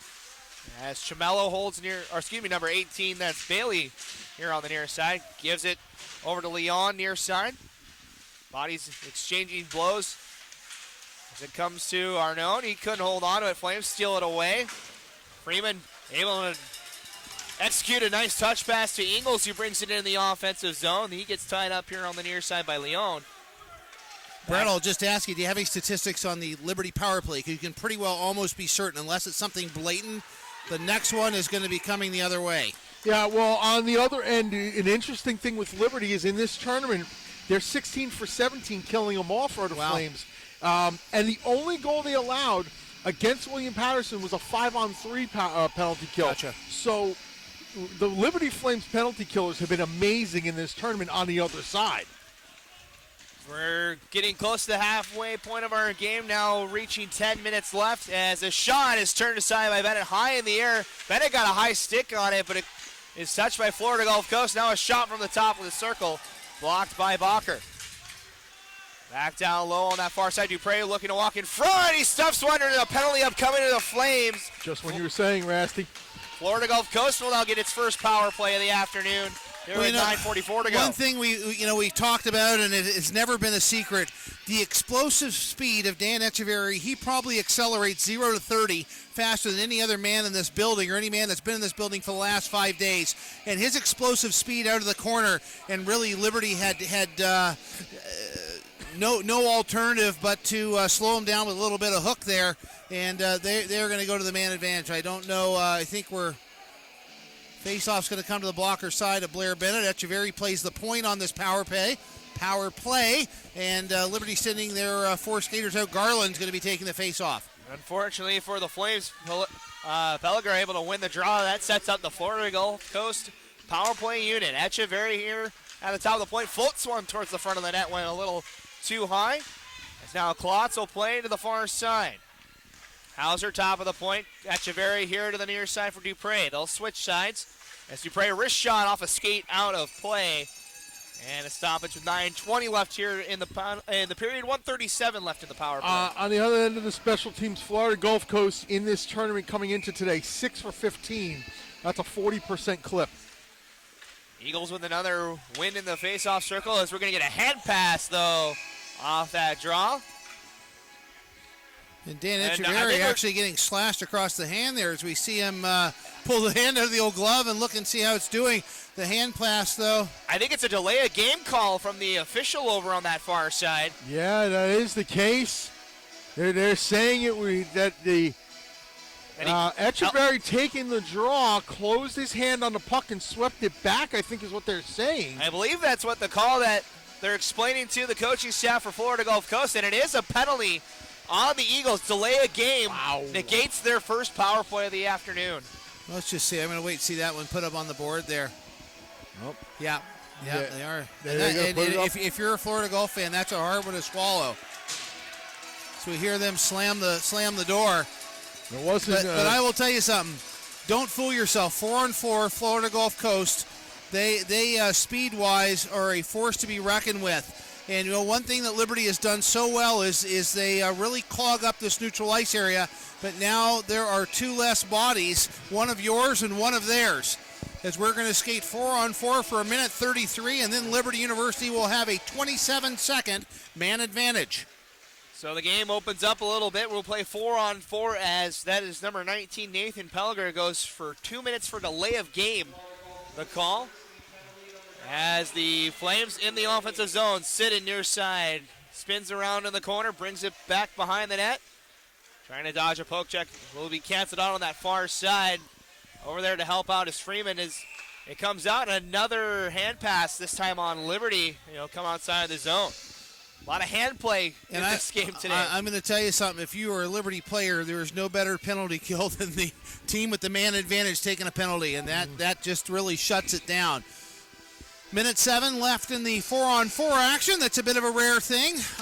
Penalties are picking up a little bit in the second period, but I think you are going to see that only be a season as things will calm down and cooler heads prevail. A lot of action in front of that Liberty net when Florida Gulf is stacking a man in there. Dockstetter with a good poke check at center ice. He'll bring it ahead 3-on-2 for Liberty. Over the far side, Freeman passes it to Dockstetter. Now top of the point, settled by Sidden. No wrist shot is too high. Yeah. Ingles back down low, cut off by Garst for Florida Gulf Coast. He'll have time to skate it as the Flames retreat. Looks for Echeverry on the stretch pass. He's able to just steer it to the corner as he was met by 2 Flames. Now Ingles on the far side. Dodges the stick check from Florida Gulf Coast. He'll backhand it for Sidden. Off the glass high ahead.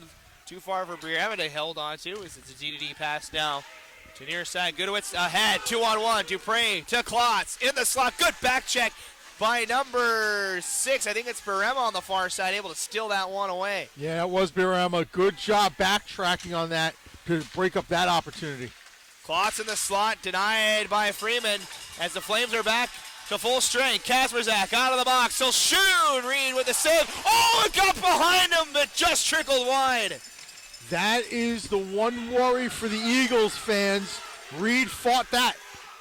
Dupre to Klotz, short side. Bennett with the stop and a whistle with 7:22 to go. And really excellent play there by the Liberty player who was down on his keister as he was sliding out towards the blue line and slashing at it, able to get it up over center ice, which sprung one of the Liberty players, and he was able to generate a legitimate scoring opportunity off that. 6 seconds left to go in the man advantage, which really is not going to amount to much, as the faceoff is going to be 180 feet from their target, coming to the glove side of Blair Bennett. Flames able to win the draw. Shannon up ahead near side for Barstead as the penalty comes to a close for Florida Gulf Coast. We skate now 5-on-5. Balker to Barstead, a shot turned aside by Reed, comes in front as another try is off the side of the net. Back to Florida Gulf Coast. Up ahead with speed, skating hard. Eduardo Leon near side with a shot. It's going to be held on by Bennett. It's going wide of the frame on the side of the net, and a immediate timeout. Now underway, 6:56 to go here in the second period. 1-1 the score between Liberty and Florida Gulf Coast. And you are watching the ACHA Division II National Championship live here from Iceline in Westchester, Pennsylvania. We would like to thank Gong Show Hockey, Warrior, and Howie's Hockey Tape, the official tape provider of the ACHA. We'd also like to take this opportunity to thank the Westchester Visitors Bureau, Iceline Quad Rinks, App Hammer, and our broadcast partner, Utah Hockey. That is allowing you guys to view this outside of Westchester and possibly outside of the 50 states in Ute Vision. And don't forget, after this period, we're going to toss it across to those three guys over there manning the control desk, if you will. Andrew, Sean, and Brandon waiting patiently, standing up above the scorekeeper's table over on that far side. They'll bring you your intermission report in about 7 minutes or so. David Kurtz will be down with Bobby Brinkworth, telling us what has transpired in this period and how to get the troops ready for the last 20 minutes of war. As we mentioned, a 7-man crew here for us to bring you this ACHA championship game as the Eagles holding the offensive zone. Leon coughed the puck up to the near circle. I'd like to mention there's an eighth, by the way, manning the camera. Yes, Josh Hafley, our cameraman extraordinaire. He's been doing a great job all weekend long. We'll hear from the rest of the crew in just a couple of minutes as our second period comes down to the final stages here. We're down to 6.5 minutes to go as Logan Garst in his own zone floats the stretch pass along. Leon couldn't touch it. This will be icing with 6:19 to go. As we mentioned, we're here from Westchester, Pennsylvania. Matt Coma, Brett Luthner, Rasty McGibbon up here, Andrew Shapiro, Sean Bretherick, Brandon Coburn on the far side, David Kurtz with the interview pleasures, and Josh Hafley, our cameraman, a stellar all-star crew we have here for the ACHA. Cast of thousands. If you have 9, you have to form a union. You know that, right? Back underway as this shot is deflected up and out of play with 6:14 left to go. And you know, really one thing since the first period, shots have been within about 2 for the game. Sometimes Liberty's up by 2, sometimes Florida Gulf up by 2. Right now, Florida Gulf's up by 2. But it's been very close since the early part of that first period where Liberty really seemed to run it up. And we actually see the assistant coach, Mike Morrison, now over getting an explanation from the officials. I'm not sure what for. He's having a discussion about something. And but I don't know if that's close to the other side where Andrew and the boys are, and maybe at some point that they'll be able to tell us what happened if they were able to overhear it. Our insider Dave Kurtz saying maybe the changes have been going a little bit too late, as of course Liberty has the first change on those stoppages of play. No, they actually do not. Yeah, they'll have the first change. Yes. As a shot here from the top of the circle, blocked by Liberty, and now skating ahead on that far side is Garland. Leaves the pass for Sidden, a wrist shot deflected on a play, and another stoppage with 5:45 to go. What you're seeing here is a lot of block shots in this game. Ton of block shots, yeah. I mean, it's 20. We've had 38 shots in this match, but if you take all the ones that are blocked, we're probably getting close to 80. There's been a ton, especially on the power plays, but even strength. It's just staggering how both teams are just absolutely giving it their all, selling out to try to keep the puck out of the net. Flames with another face-off win as that shot is turned aside by Reed. Still loose behind that, now gathered by the Eagles, chipped up the near side by Klotz. Or excuse me, by number 19. That's Bailey that was able to send that one here up the near side. We'll try it again near side as they look for Dupre here on the near side. Now a 2-on-1 battle. Racing back now as Pellegrini to steal that one back. Now the Eagles can break forward. Floated pass ahead. Bennett will cover as everyone stops in front of the Liberty cage. 5:12 left to go here. Now the shot difference just one at 20-19.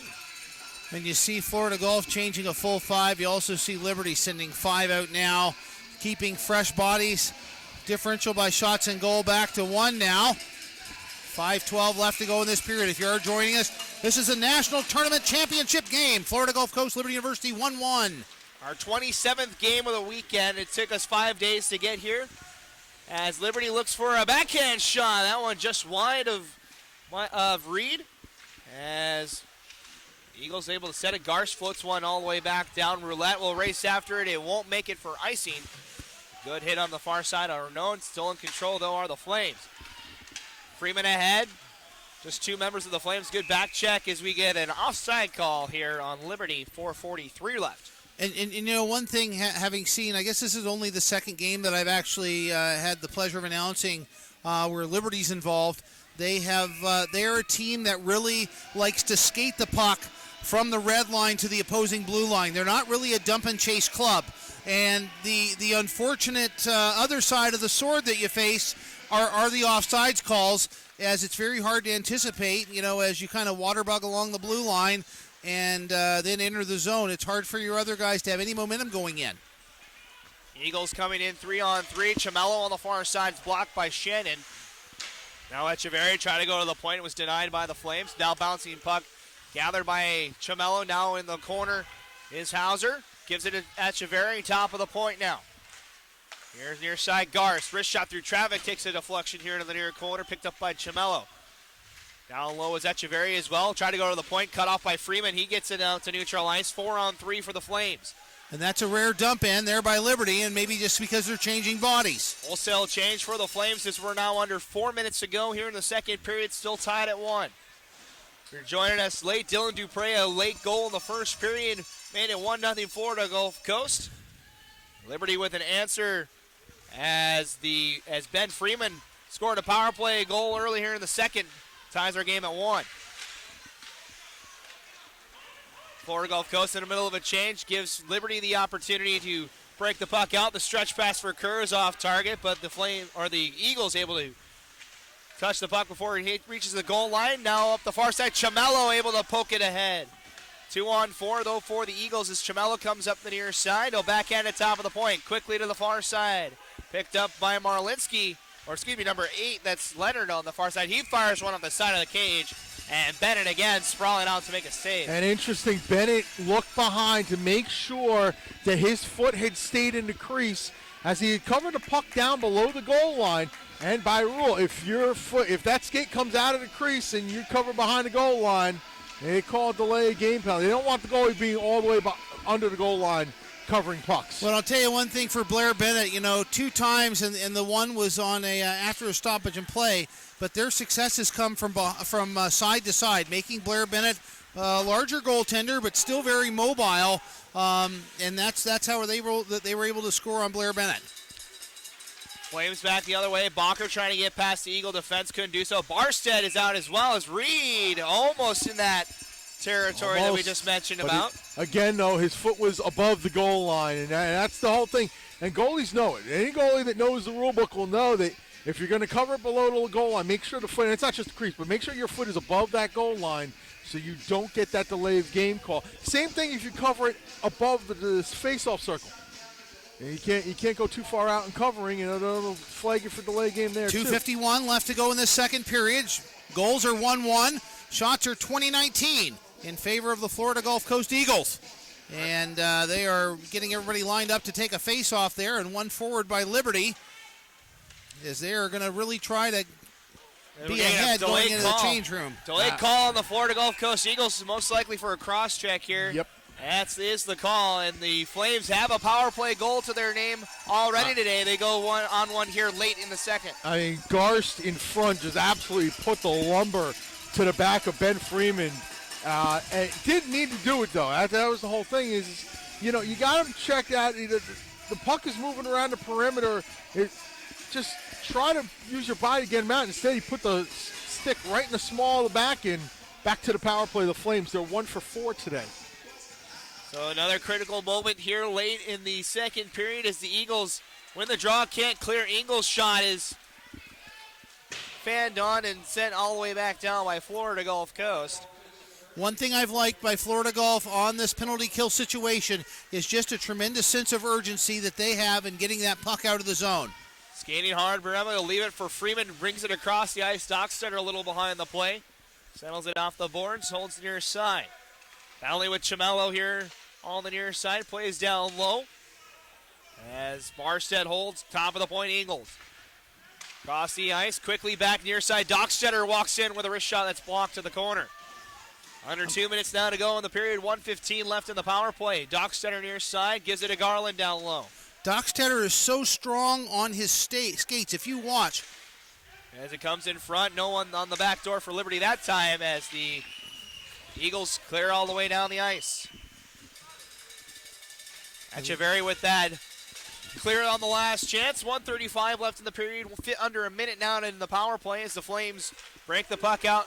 Quick passing from the Flames. Kazmerzak into the zone. He'll leave a pass. One-time shot from Kerr off target. And it will take a deflection. It'll stay in the zone with 1:25 left. You want to talk. Mike Gudowitz, when he saw that pass drop off, he just covered his head and prayed that it didn't get him in a bad spot. I thought Liberty was the religious school. Yeah, exactly. Apparently there's some religion going on in the Gulf Coast, too. Some missionary work out there. Gudowitz was making sure he prayed to God because that thing was coming at him. He did not want to get that one in the ear, boy. 1:25 left to go in this second period. 1-1 if you're joining us. Liberty on a 45-second man advantage here as they're facing off in the Florida Gulf end. Liberty looking for their first lead today is Huntington across the ice. Sinnen gets it right back, playing catch on that far side with Kerr. Winds up a shot. Reed got a piece of it.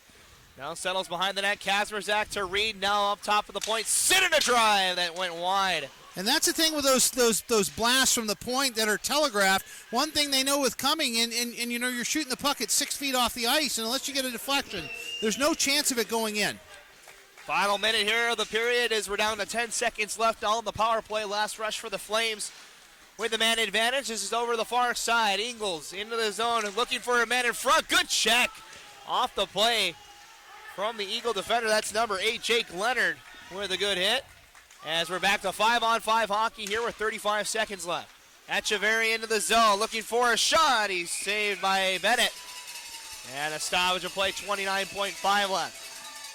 And really, that's an energizer for Florida Gulf Coast, as Liberty had actually only credited with 2 shots on that power play. I would credit them with slightly a few more, but, a lot of blasts that went over top of the net. Yeah, Chimello lost it and his feet tied up with 2 Flames as it comes to the corner. Hauser leaves it for Chimello. Now Echeverry trying to come towards the slot. He'll send one in front. A shot turned aside by Bennett. Rebound, score! Chimello on the near side and the Eagles back ahead. Blair Bennett he was trying to keep that leg on the post, but what happened was his momentum carried him away from the play, and he couldn't hug that post enough. Jamel's second, third effort, finally able to bang it home. As we've gone through the second period, Florida Gulf is becoming more lethal in that Liberty zone, and Liberty running around having trouble with their defensive assignments, and that really, was a second opportunity for Florida Gulf Coast. Blair Bennett having made the initial save, but that one there was one that unable to make as he was able to squeak it between the toe and the post. With 8 seconds left to go in this period, and Florida Gulf is going to go into the change room with a 1-goal advantage. As that'll bring the end of the period as the horn sounds. Chimello's 5th. gives the Florida Gulf Coast Eagles their 1-goal lead back. They lead 2-1 through 2 periods. And if you're a Liberty fan, there's no way that you can say that that the officiating has been unfair. Calls are definitely favor in terms of quantity Liberty. Echeverry there on his knees at the end of this period asking for a call, but Florida Gulf has withstood all of the penalties, and they are ahead 2-1 at the end of 2. So as we wait for Dave Kurtz, Andrew, Sean, and Brandon standing by, we go down to Dave. All right, I'm here with the head coach of FGCU, Bob Brinkworth. Bob, huge goal there at the end of the period to get you guys back up by 1 heading into the break. Yeah, very similar to yesterday. Going into the locker room and coming out with a goal lead is going to be a big momentum change. I thought that they had more energy in the first period, and we were very fortunate to come out 1-0, and they were flat in the second, and we got some undisciplined penalties, and that momentum guy, he switches back and forth all the time. Yeah, so it looks like you guys took a couple penalties. Liberty was able to get a power play goal, get a couple good opportunities. But 5-on-5, it really looks like you guys late in that period really started to pick up the pressure. Well, we have 3 pretty solid lines that are capable of scoring at any time and keep the pressure on them. But I was very impressed with the way Liberty played the first period. All right, well, Coach, any adjustments that you want to try to make heading into the third?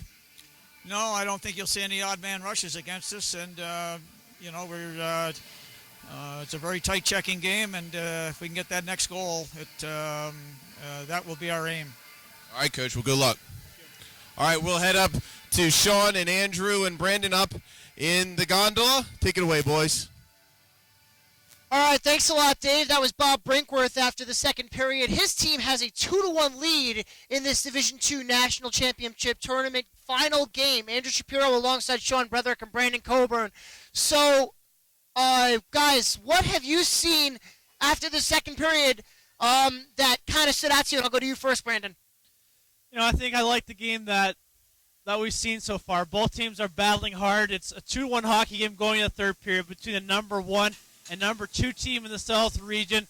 You couldn't ask for much better. They're battling, and unfortunately the last goal right there looked like the net had come off, but for Liberty, you already have one of those. The net probably didn't come off enough for the ref to want to call that one, and I know they'd like to have that back, but Florida Gulf Coast is a resilient team. They kill off a penalty, they come back down, they got a shot, they win a draw, and then with 15 seconds left, they score the goal to put them up by a score of 2-1. Absolutely, and if you are the Flames, you can't hang your head on that play. You can't sit there and wonder, woulda, coulda, shoulda. Sean, on the Florida Gulf Coast side, what have they done that makes them have this 2-1 lead? They've just been playing their game, and once again, just really hard and aggressive to the puck. And we've seen Dan Echeverry all over the ice in the second period. As I mentioned before, came the secondary assist on that 2-1 goal, scored by Mike Chimello. And, as being the captain, he's been here, like I said before, he's been here twice already. The last couple of years, this is the time where he's just going to, put the team on his back mode, if you will. And, I don't think he's going to be denied in this one. He's not, whether or not this is his last one or not, I can't really tell if he's a junior or senior or not. I didn't see that one there. Sorry, Echeverry is, in fact, a senior. Well, there you go. More to it than being probably his last game. Then, you got to leave it all out there. And you know what? He's been trying to get this goal for the past couple of years, and this has got 15 minutes to go, and he's got the lead right now, and he's going to make sure he's going to do everything in his power and have everything he's got left to make sure that Florida Gulf Coast stays on top after these next 20 minutes afterwards. 20 minutes or more remaining in this championship game. A quick scoring summary in the second period. 1 goal apiece. Ben Freeman tallies on the back end of a 5-on-3 power play for the Flames to tie the game at 1. With assists from Paul Ingles and Tim Birama. On the other side, like we mentioned, Mike Chimello gets a goal that the net might have been off. We're not quite sure. And he gets the goal that is for Chimello. That is his, and I'll find it right here. That is his 5th goal of the tournament. The assists there go to Nick Hauser and Dan Echeverry. So, 40 minutes in the books, and I know we mentioned a lot about the goaltending, so Sean, I'll go to you first. Yes. Mike Reed, has he played as well as you would have expected or would have hoped if you're Bob Brinkworth? We know that the second period in the last couple of finals has definitely been the bugaboo, if you will. So I think only allowing that one goal, which was on the power play. They were down there. Liberty was really buzzing down there for a while. They had the 5-on-3. Then they got just the regular 5-on-4 power play. You had that one get by him. He got a piece of it with his pad. I think other than that, Mike Reed has done what he's needed to do, handle what he can, and he's done that. I think that it's going to be up to this third period, because there's still 20 minutes to go for Mike Reed to earn that ultimate redemption. But currently, right now, he's on the winning side of it at the moment. So we'll have to see what's going to happen in the next 20 minutes. To finally get that monkey lifted off his back, if you will, or maybe I should say the monkey with the sunglasses on. Yes, of course, referring to the sunglasses on the top of his mask. And I got to say, Sean, that I think if the score holds and Florida Gulf Coast does win the game and walk away with the national championship, I think probably nobody in this building would be more relieved than him. Yes. On the other side, Brandon, yes. Blair Bennett, what have you seen from him that has stood out to you? Like I said, Bennett's a leader. He's been here before. He's been very poised in front of the net. And for a goaltender, it's tough when your net comes off like that. And I was extremely impressed by the poise that he showed, not freaking out, not getting in the ref's face.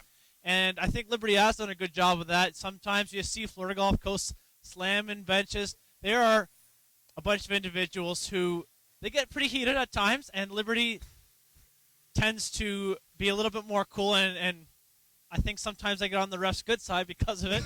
But Bennett, on the other hand, I think he's just been very poised in there. Like I said, that one coming off, it's a tough one as a goalie. You want to freak out, but he did a good job. He's made the saves when he's had to. Absolutely, and the Liberty bench did have a little bit of a confrontation with one of the referees. I believe that was the assistant coach for the Flames, who had some words for the referee. I couldn't quite pick up what they were saying. I think they might have been talking about the last change, as Matt Coma and Brett Luther discussed in the booth. One player I want to talk about is Ryan Kerr. Now, Sean and I were up here yesterday for the semifinal, watching him go up against the Miami, Ohio Redhawks, and today, the same story where all he does is talk on the ice, and he talks in positive ways. He tries to bring the play to him. He tries to direct traffic on the ice. Yesterday, Sean, we saw it in that 5-on-4 penalty kill against the Redhawks, where they kind of boxed out, and you could hear Kerr kind of directing traffic. So is that something that you think, Sean, will help the Flames in the long run, and how so? I mean, I'll answer this question, but also I'll relate to Brandon as well. I mean, when you have leaders on that ice, communication is so key in this sport, and you don't hear it as audible as Ryan Kerr does, especially on the penalty kill. There's no wonder why Liberty's always has done such a good job on the penalty kill. You couldn't not hear the guy tell you where you need to be, and it's very important, Brandon. Yeah.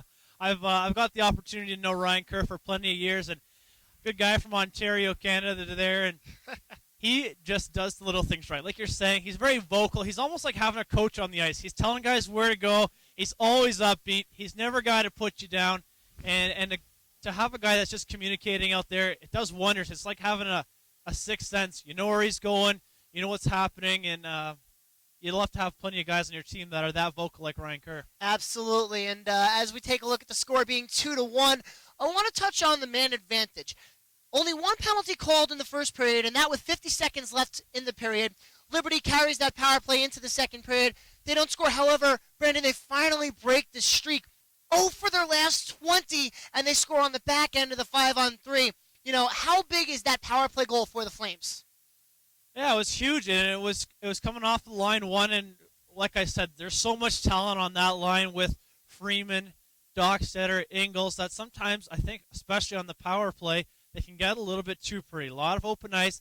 They set up a little bit too much, and there's the goal that you saw. It's kind of an ugly one from Freeman at the top of the circle / kind of by the blue line where he just lets one rip, and it's through a screen. I think Liberty's got to do a better job of working on the man advantage, settling things down, not trying to get that cross-ice pass, the nice tic-tac-toe play.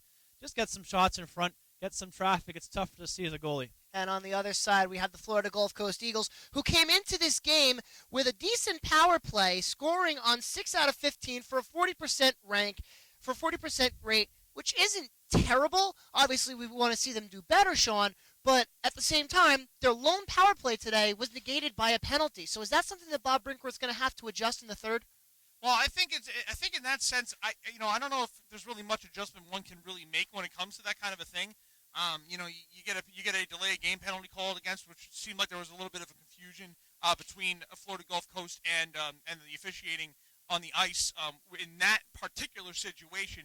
But honestly, when it comes to that kind of stuff, I really what was mentioned before. You can't worry about that too much. We've seen the assistant coaches on Florida Gulf Coast been continuously, hammering it home. Guys, we got to just keep playing. Don't worry about what a call is going to be. You got to be able to just play your game and control what you can control.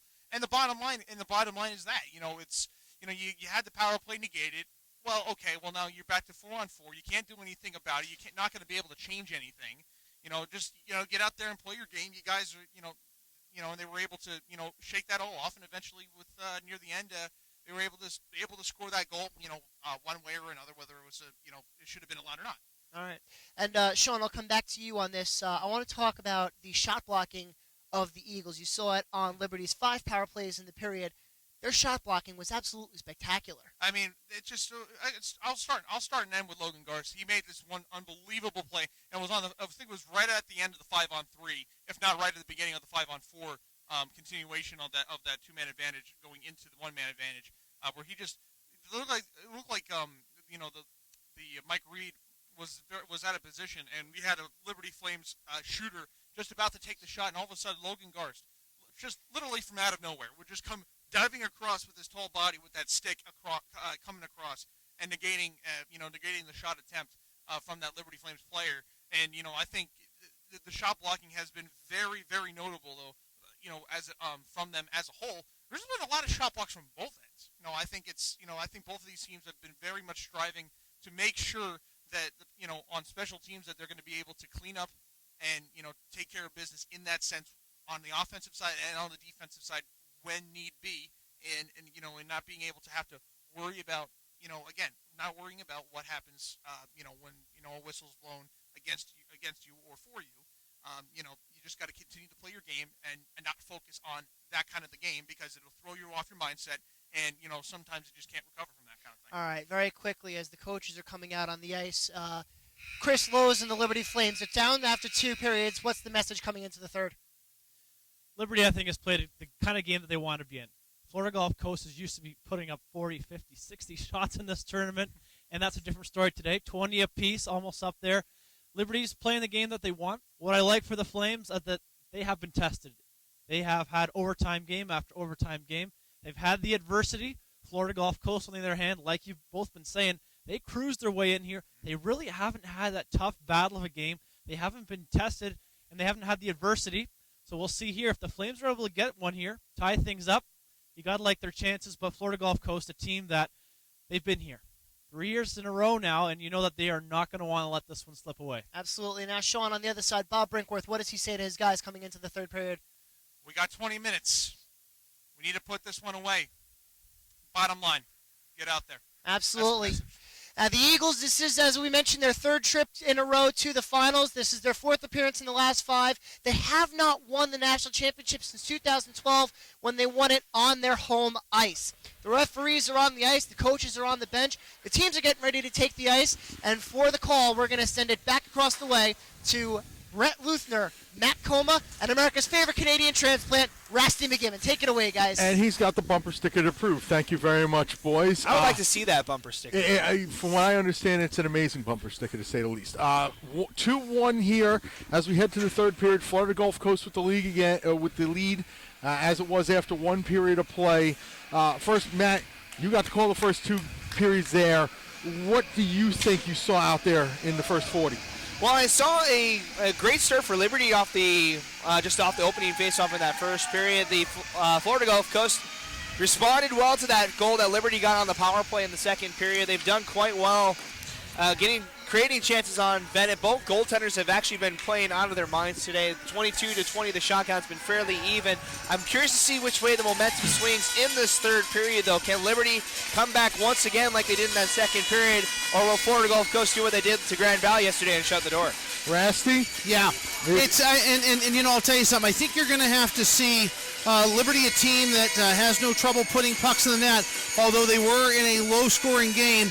Liberty is not afraid to go to overtime. That has been a real ticket to success for them in this tournament, in the last two contests being decided in Liberty's favor in overtime. For Florida Gulf Coast, I think they've just got to keep slugging away and doing what they're doing good, which is using the speed to their advantage. One thing they cannot get caught up in is allowing Liberty to get in and do a lot of board work and cycling. As Liberty does that so well, Florida Gulf seems to excel when they can stretch it out and use the speed to their advantage. The Flames will be going from left to right in the white jerseys trimmed in navy and red. The Eagles going from right to left in the black jerseys and those beautiful palm trees in the light blue on their shoulders, also trimmed in royal blue and white. And I got my hands in my pocket. It's cold enough in here. I wish I could see a palm tree. Well, I think we all do at this point. Flames now coming out of the zone. It's going to be a 2-on-2 with some back-checking help. Moving in Freeman. He can't dance around a defender, though. That defender is picking up the puck, and it's Rob Marlinski. They'll try now the right side will the Eagles. A shot save made off the wrister from Klotz. A big collision in front, and that'll be all waved off, much to the chagrin of the Florida Gulf Coast fans.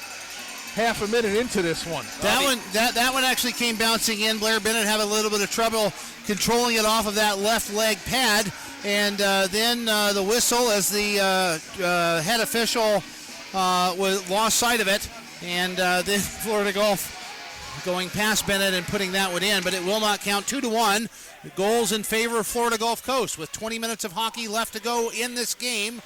Should things stay 2-1. If not, overtime, which has been a mainstay for Liberty in this tournament, and they have come out the victor in the last two matches.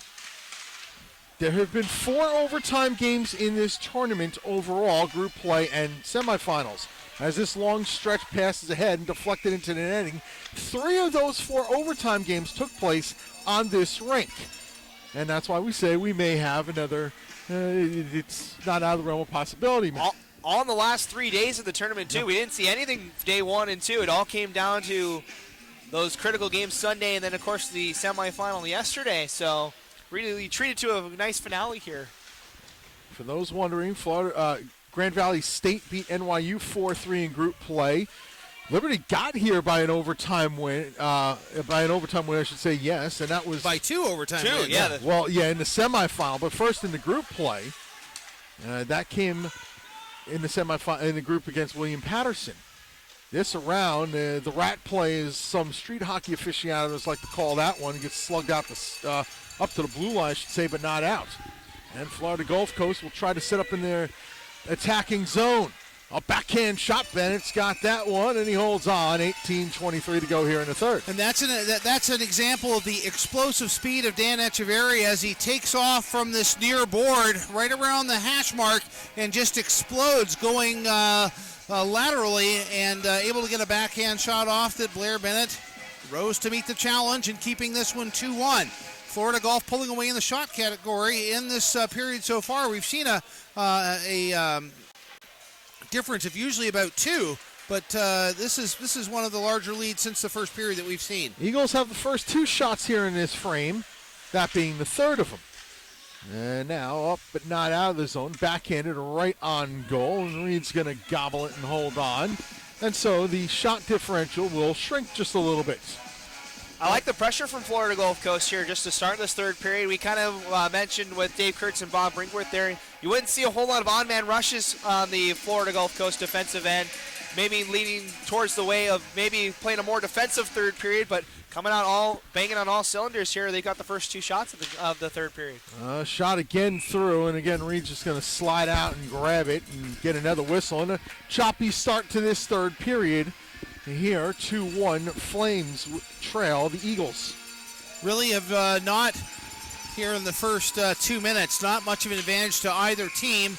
as so much on the line, and this hockey game really boiling down to about 20 minutes of hockey here, as Liberty only down by 1. And it just takes one flick of the hockey stick, and this is anybody's game. Centering pass right to a black jersey. That's going to be sent around the wall, and Klott's going to try to move up with it. He's cut off, however, by Ingles. Help comes along from Dockstetter as well. They battle along the wall. Still the scrum, and finally Klotz is able to move it ahead out to center. Slugged right back into the zone by Nekowski behind the net. And a partial change on for the Flames. So the Florida Gulf Coast Eagles will set up behind their own net and still wait to get their breakout going. Read the whole play here. Logan Garst still waiting to see what happens, and finally gets a Flame defender to come down low enough to spring this attack. Klotz in across the line. His shot off to the left, or to Klotz's left, and it ends up coming up and out of the zone. So on the recoil, it's number 8, Jacob Leonard. Leonard sends it up the right side and a cross-ice pass to Klotz tips to gather possession and send in on a dump. And one of the referees out there losing an edge. He might have a problem with the skate. We'll have to keep an eye on that. He went down a couple times. Apparently not, because he stopped pretty well there. Offside, Baca was in ahead of the play, and we get a stoppage with 16:36 to go in the third. This is the ACHA Division II Men's National Tournament. This is the championship game brought to you here in Westchester, Pennsylvania. The Liberty Flames of Lynchburg, Virginia, and Florida Gulf Coast Eagles. And Fort Myers Flyers. Fort Myers, Florida. Thank you for helping me out with that one. And they are up. That's a rising one goal. Shot. Rising shot caught the glass. Now another turnaround drive that Bennett's just going to slide out and grab and hold on to. And again, a lot of whistles here to start the third period. Yeah, there's really not a lot of flow, I don't think, to this period thus far, as a lot of stoppages in play and both teams really trying to get their freshest guys out. It does look like Bobby Brinkworth may have shortened his bench a bit, only running 4 defensemen, which as time wears on, could be. Now coming out the center and into the zone, the Flames trying to set it up as we just adjust microphones here. And this one comes out to the neutral zone. Spinning around with this one, Nikowski. And across the line, Dockstetter. Good back-checking job done, though, by the captain of Florida Gulf Coast, Dan Echeverry. Rebound comes around to the far corner, and the Eagles will skate ahead with this one. They have a 1-goal lead here. A little more than 4 minutes gone by, and then this one goes sailing out of play, and we get a whistle. 4:15 into the third. A lot of souvenirs for the full crowd here we have here on Rink 1. A good showing for our championship game. Noon game here on a Tuesday. Good to see everybody still come out and watch this game. And again, Rasty would like to tell those that guessed otherwise that they are unequivocally wrong. 1-on-3 attack the other way, and Dockstetter gets separated from the puck. Nearly gets it, though, on the wraparound. And now the forecheck put on by Barstead. He couldn't control, though. Bailey will end up getting this one on the far side. And Liberty's biggest amount of success has come with that 2-4-check system where they really shot right into the midsection. And what's interesting is Reed didn't know he had it. And he was able to trap it somewhere in that black field around that Screaming Eagle on the sweater there. And he had his glove up on his chest, almost like his hand across his heart, was able to trap that puck in. So we've had about 5 minutes gone. Things have been pretty evenly matched. Liberty here with a little bit of momentum in the last 30 seconds or so, as they have seemed to have a little bit more time in the Florida Gulf zone because of 2 forecheckers, and we see. That's just bad luck right there. Kazmierzak's stick, as he's getting ready for the draw, Kazmierzak's stick just snapped in half. What do you think the flex on that thing was? Well, I think about 3. Yeah, pretty much. And Kazmierzak said, get me off, let me get somebody else on. And so hopping the boards to take his place is going to be Christian Garland. Garland right in to take the draw, and the Flames trying to control. However, Eagles come away with it. It's Jordan Klotz. There's a pass on off, trying to dip the shoulder. Bailey goes around, and that's as far as he gets to the side of the net before the Liberty Flames try to get out of the zone. Couldn't. Klotz turnaround shot, shrugged off by Bennett. Rebound goes across the crease, and now will be gathered behind and sent around. Just a little more than 5 minutes gone by here in the third. 2-1. Eagles lead. Florida Gulf Coast is the leader here in the national championship game. Glad you can join us here on YouTube. Produced, I should say, by Utah Hockey. Bacher into the zone, and there's going to be a penalty against Liberty. Hooking is going to be the call. Power play, Florida Gulf Coast. And it's only a matter of time. We talked about the amount of penalties that Florida Gulf Coast took in that second period. And now the tables are turning. And if you're a Liberty fan, every moment here more and more precious as we see Garland that's going to be in the box there for an obstruction holding. This penalty coming at the 5:25 mark of the third period. If you are just joining us, Florida Gulf Coast winning so far 2-1, and they are taking the power play now. Florida Gulf Coast 0 for 1 this afternoon with the man advantage. And they'll look to set up. A wrist shot goes wide of the net. Bennett tries to jump on the rebound, but it's loose behind. Bennett back in his cage now as the puck squirts to the right point. A cross-ice pass, nearly finding its mark. Hauser couldn't connect, and it goes all the way down. One stat that Brett did mention earlier, Liberty 18 for 19 on the penalty kill. But we know all of those statistics now mean very little as Florida Gulf with a 1 goal and 1-man advantage. Into the zone, a sharp angle shot. Bennett tried to grab it, a big collision in front, and then the net comes off. Face-off will stay in the zone as they're saying Liberty, the ones guilty of knocking the net off the goal line. Well, the puck went up very high in the air there, probably 8 feet off, and Bennett standing up and actually jumping almost like he was trying to catch the garter, and in this case, trying to catch the puck. Net being dislodged, and the face-off is going to come in the zone to the blocker side of Blair Bennett with 44 seconds elapsed on this man advantage for Florida Gulf Coast. To the point it goes, waiting for it. Dupre, who's got one of the 2 goals. Chamello, the other for the Eagles. Dupre, a wrist shot, that's blocked behind the net. Rebound loose in the left wing circle for the Eagles before it comes free to Hauser. Hauser sets up, goes cross ice.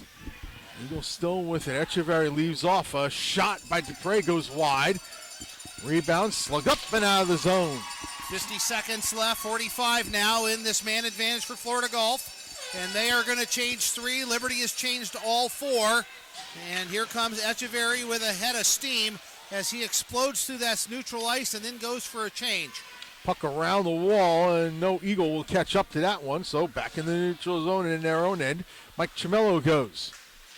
Chamello steps around and slams on the brakes and gives a pass cross ice onto the stick of Mark Arnone. Arnone tried to center one, instead it's cut off and sent all the way down. 13 to go on the man advantage. And probably not much of an opportunity unless Florida Gulf really hustles. But we see Garland standing up in that penalty box as he is going to retake the ice here in 3, 2, and 1. Both teams at full strength. And Rasty is correct. The penalty killing efficiency, as Reed leaves this aside, is now up to 18 for 19 as the Eagles are 0 for 2 with a man advantage. Into the zone, however, Eduardo Leon, he goes around the net, centers it out in front, a shot that's blocked into the corner. Rebound, trying to go after it, digging away is Colton Bailey, I should say, and still going after it. Puck down to the near side. Florida Gulf fans want a penalty call for interference on Nikowski, none given. And we finally get a whistle, and down to the ice is Leon with 12:01 to go here in the third. Slow to get up. He is a little slow to get up, and you know what? Actually, Liberty pitchfork him there. They have activated the trainer, and she will be coming out of the area there, and the referee is going to escort her as she is on the move. And we also have the official trainer of the Florida Gulf Coast. Took a hard tumble down there in the corner. Yes, he was tied up, but it just maybe whacked the head a little bit on the ice there. He was upended. A big height difference between the defensemen for Liberty and Leon that's down there in the corner. And he was really pitchforked pretty hard, and I think that is any frustration as you look across. Bob Brinkworth standing up against the stanchion there at the press box end of his bench, and maybe had the wind knocked out of him, and we hope that he is going to be okay as they are down giving medical attention to him in the far corner there. He is moving. He is awake, and we see the Liberty players over at the bench. Florida Gulf taking this time as well. Reed continues to be in his net. 12:01 left to go in this third period. Goals are 2-1 in favor of Florida Gulf Coast. Liberty just coming off a man disadvantage opportunity, and we can see Florida Gulf Coast player getting to his feet now as he may have gotten his bell rung. And keep in mind, Rasty, and this was discussed at the coaches and officials meeting on Thursday. Each rank has its own trainer. As Westchester University, who is the host for this, technically, has done a great job putting on this tournament. And basically what it is there is a concussion protocol that USA Hockey strictly adheres to. And if this is a concussion situation, that's going to spell the end of the day for Eduardo Leon, we believe is the man down in the corner, because they will have to take him off the ice, and they got to go do 3 steps of concussion protocol. And that was spelled out that anybody who sustains a concussion in this tournament, the tournament was over, because step 2 takes 5 days. Yeah, they got to go through the 5 days to be cleared. They have to wait 5 days before the trainers can let them return to the ice. So, yeah, they stressed it on Thursday. Yes, it's kind of a tough time for anyone who did get a concussion, but that's the protocol that USA Hockey does. The ACHA is part of USA Hockey, and again, it's all about player safety. You guys the safety of the players comes first. These are student athletes, students first, athletes second. Exactly, and Leon did not look too solid there going to the bench, but now he's there and being looked over by the training staff, and we'll get underway. 8 minutes gone here, third period national championship game here. We are incredibly happy he was able to get off under his own power. Yeah. Absolutely. Dumped into the zone. You never want to see anything where a player is carried off in any way, shape, or form. He may actually have a cut lip as we see them over applying. Yeah. He may even have a pressure cut. And side of the net, a tip by Ingles just goes wide. Ingles again, and a save made by Reed. Rebound is loose and finally cleared up and out of the zone. Another great save from Reed. He's been absolutely spectacular. We talked about in the pregame how this was maybe his redeeming game. He's been quite good so far here today. He has, and even though he gave off some big rebounds that were pretty evident there in the first period, the only thing that matters is the score, and he is on the winning end of that one.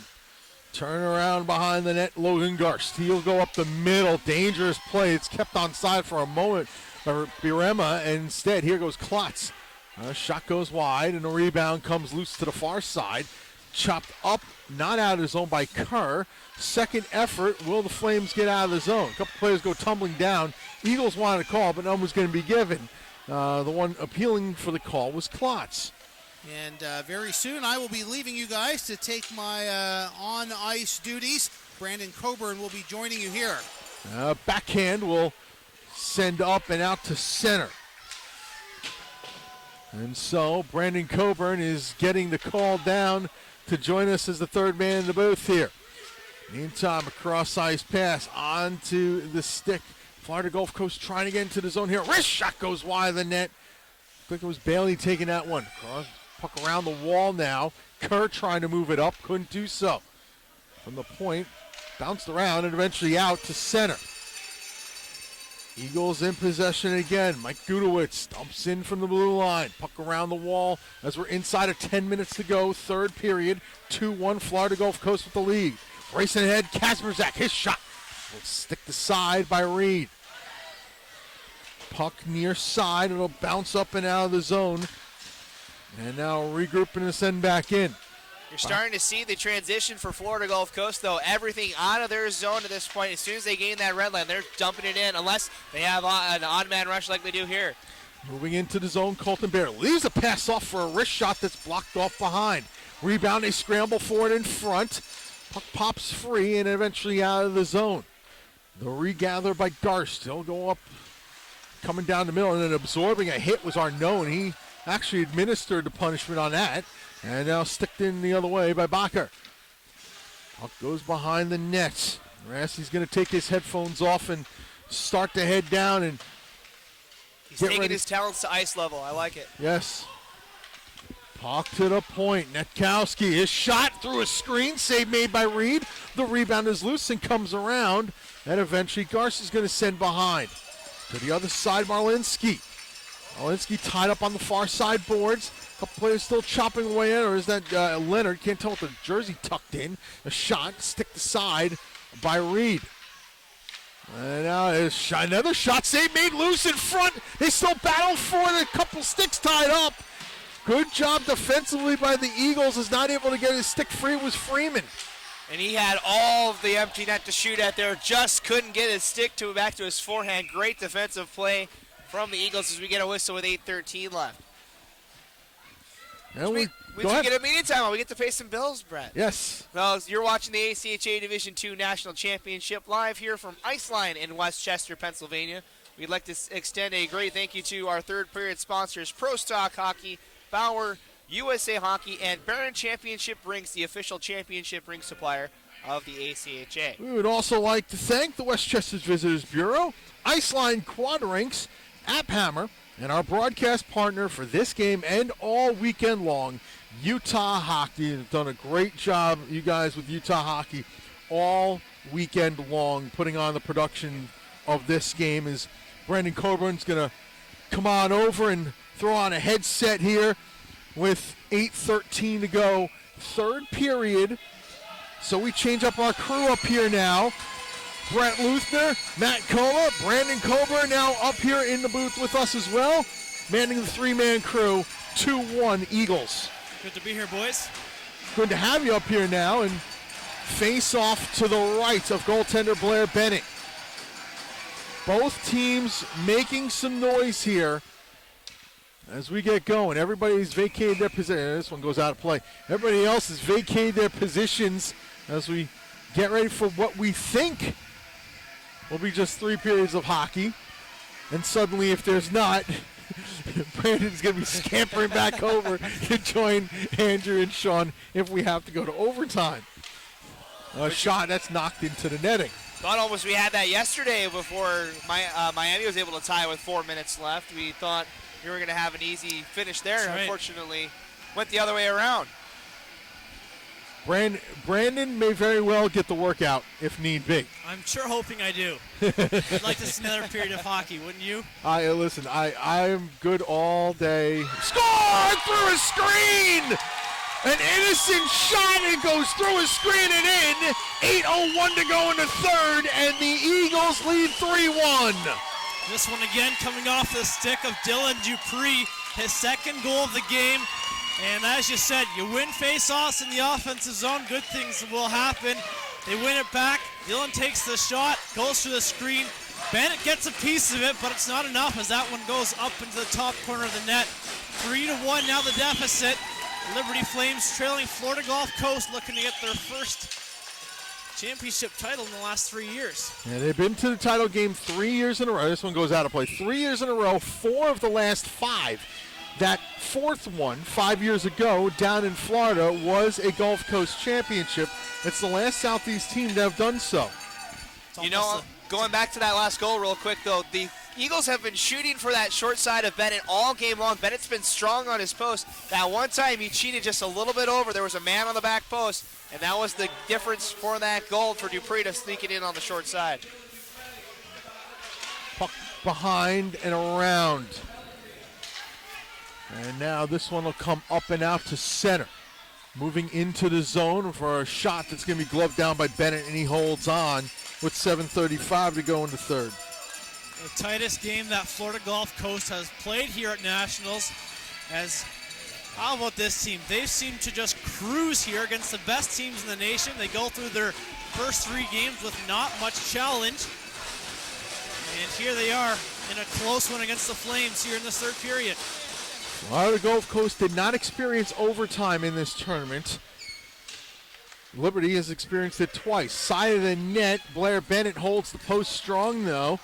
And now here come the Flames with 7:18 to go in the third. Bacher's shot goes wide, the rebound behind. They're going to be slugged around the wall.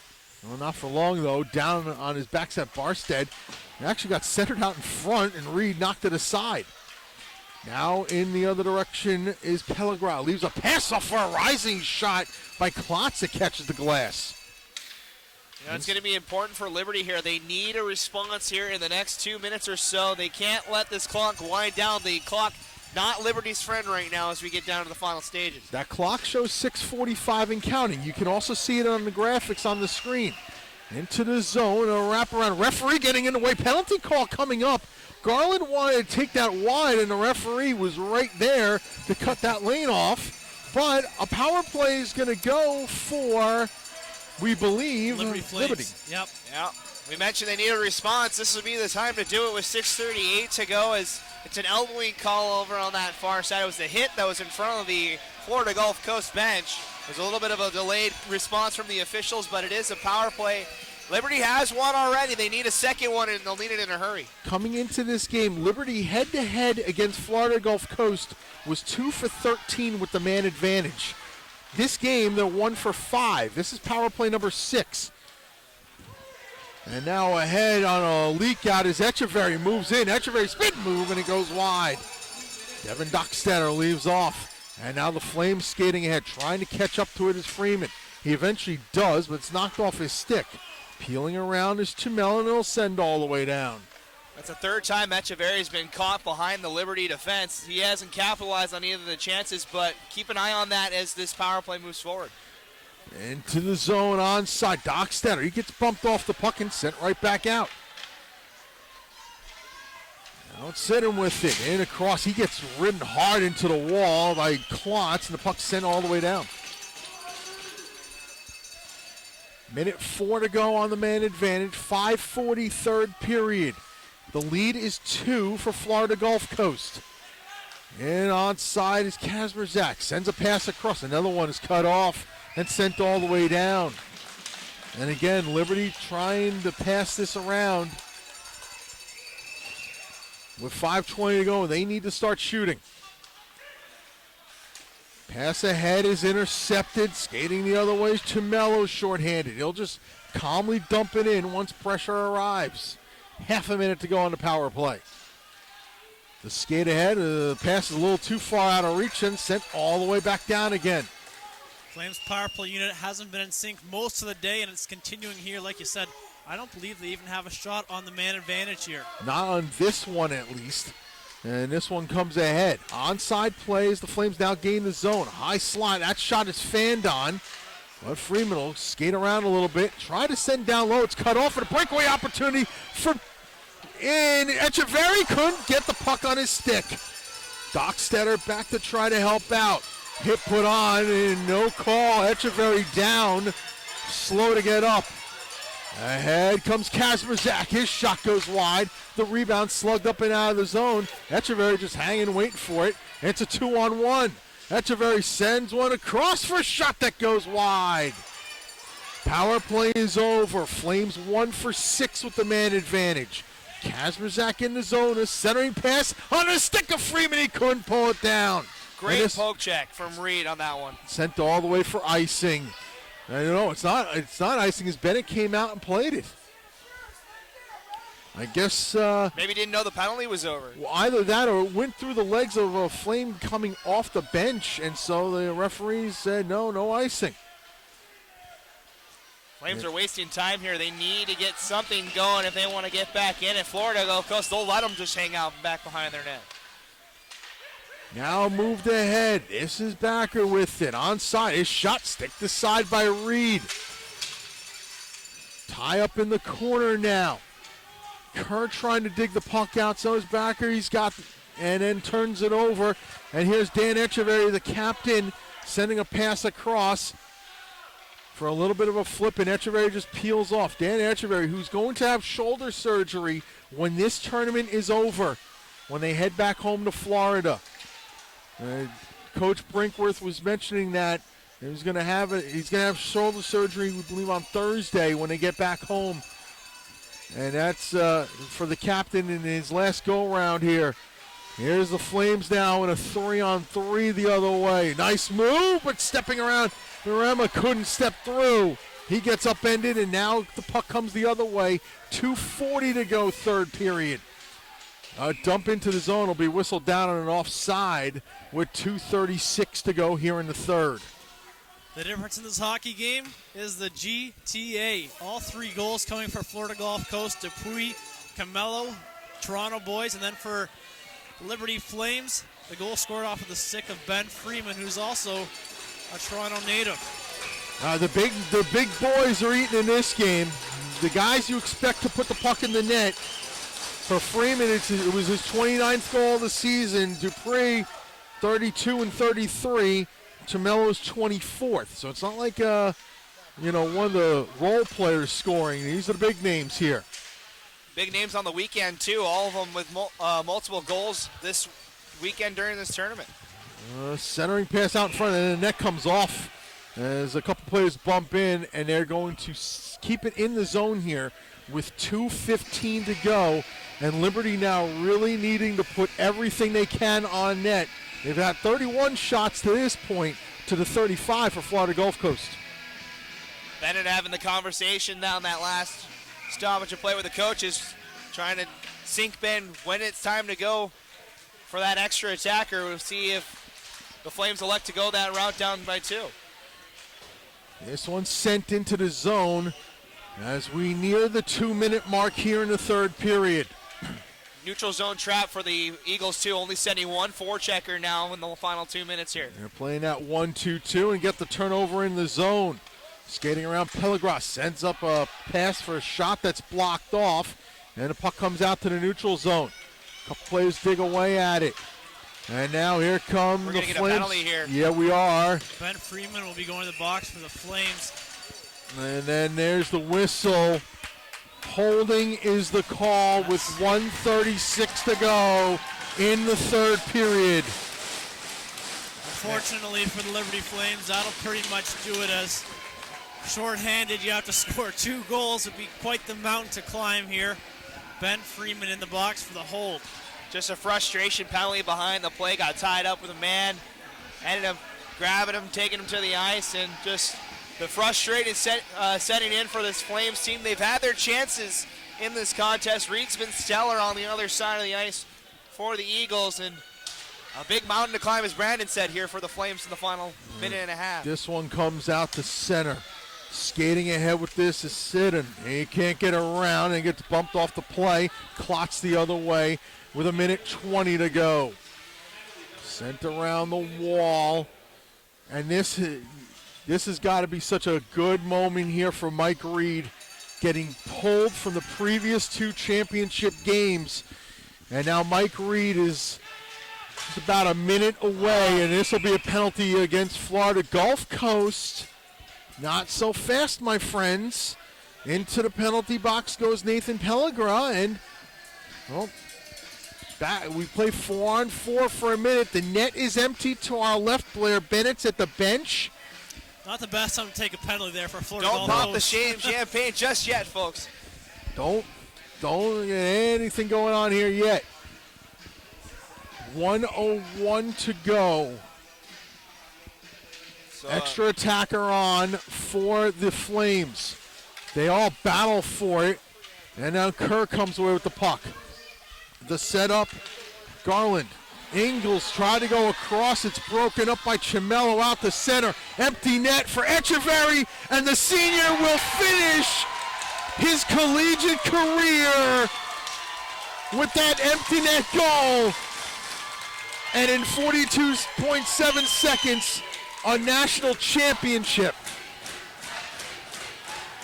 Well, he's been the catalyst of the offense for the Eagles all game long. He's had multiple breakaway and on-man rushes, finally rewarded with a goal his last game of his college career. Able to skate away as a champion as the Eagles up 3 with just 42.7 left. You got to give it to the Florida Gulf Coast Eagles, a team that's been here the last 3 years, and they came in this year with a little bit extra hunger. No one has the answer how to take these guys down at the national championship. When it comes down to the big game, nobody can touch them here, and it looks like they're going to skate away winning here the national championship. As we hit the final 35 seconds, and again, Mike Reed He got pulled in the previous 2 championship games, and he comes up here with a big performance. 30 saves to this point is Huntington. This is going to be a whistle. Puck glove closed with a hand, and the faceoff will come with 22.7 to go here in the third. And no shame to Liberty here. 30-2 coming in, the number 1 seed in the Southeast. 2 overtime wins to get to this championship game. Played well all weekend long as well, as this one goes out of play. And definitely nothing to hang your heads about if you're a Liberty Flames player. Yeah, and you got to like the stepping stones. This team, in a couple of years back, they were just trying to get to regionals, and then all of a sudden, they get to nationals for the first time, just trying to get out of their pool. They finally did that here. So they're making progression in the right direction. Unfortunately, they're going to let this one slip away. As the Florida Gulf Coast Eagles hold it behind their net with the final 5 seconds, Liberty is going to peel off for the first time in 5 years. The Florida Gulf Coast Eagles are your ACHA Division II national champions.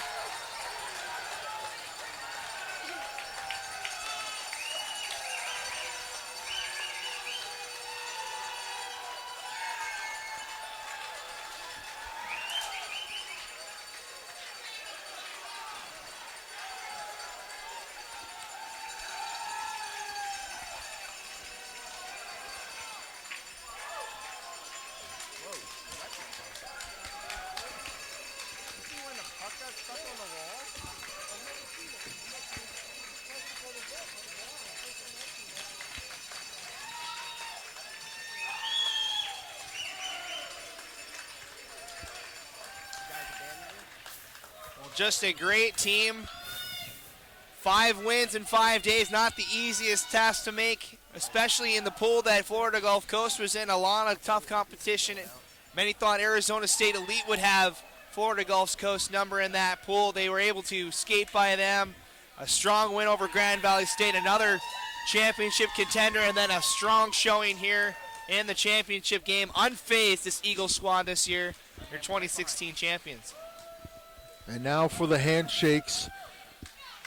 Florida Gulf Coast last won it 5 years ago in Florida. They were the host team then and won the championship on home ice. They had been back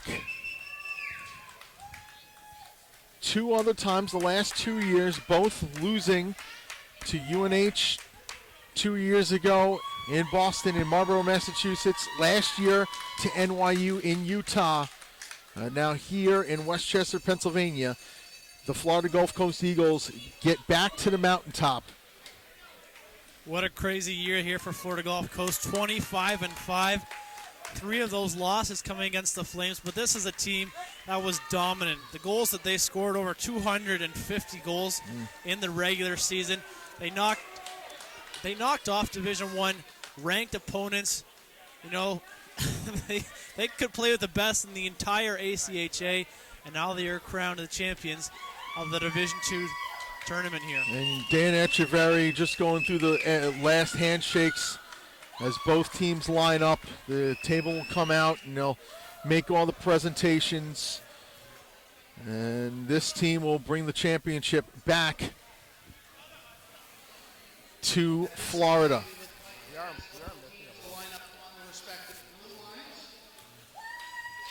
As Rasty McGibbon down at ice level.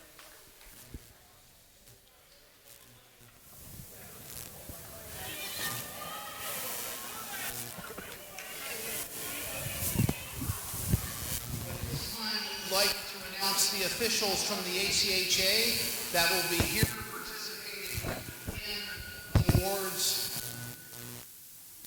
portion of our program. First, I would like to introduce the Commissioner of Division II Men's Hockey, Jay Peacock. The ACHA Division III Commissioner-elect, David Kurtz. And the ACHA Western Region Lead Coordinator, John Eccles. Ladies and gentlemen, please join me in welcoming the Commissioner's Cup. And now the Commissioner's Cup will be brought out on the ice. Andy Shapiro's got to take the headphones off. He's going to keep them on. He wants to keep them on. There we go. Sean Bretherick will have the honors of bringing the cup out. There is so much planning and hard work and dedication and miles that go into a tournament like this. And we would like to take this opportunity to recognize the schools, the coaches, the parents, the spouses, the siblings that make tournaments like this what they are. So you folks in the stand and watching at home, we'd like to take this time to really thank you for making this tournament incredibly successful.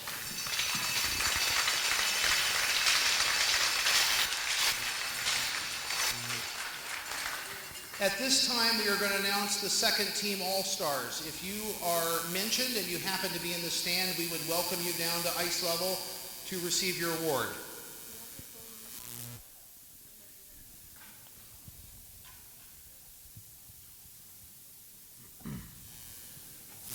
A forward from Liberty University, number 14, Paul Ingalls.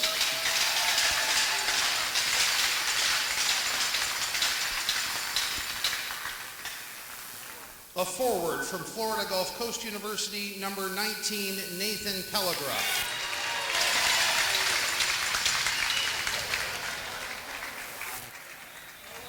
A forward from Arizona State Elite, number 17, Ryan McNeely.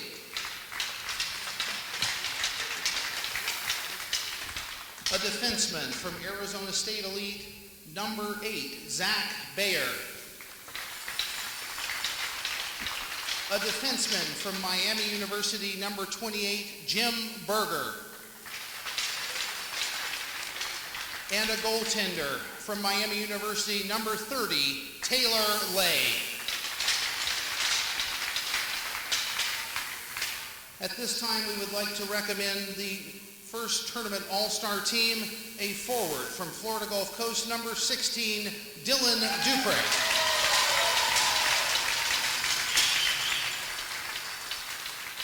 A forward from Liberty University, number 12, Devin Dockstetter.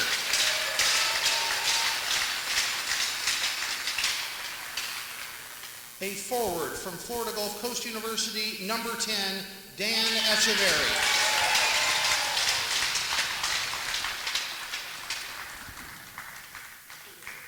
A defenseman from Grand Valley State University, number 12, Reed Burnett. A defenseman from the Violets of New York University, number 11, Evan Ripley. And the first team all-tournament goaltender from Liberty University, number 33, Blake Scott. Who had a phenomenal tournament in this one, in the 2 games that he played. 53 saves yesterday against Wayne. At this time, we would call on the captain of Liberty University, number 12, Devin Dockstetter, for the presentation of the Vice President's Cup, which signifies the team in final rankings will be number 2 in ACHA Division II men's.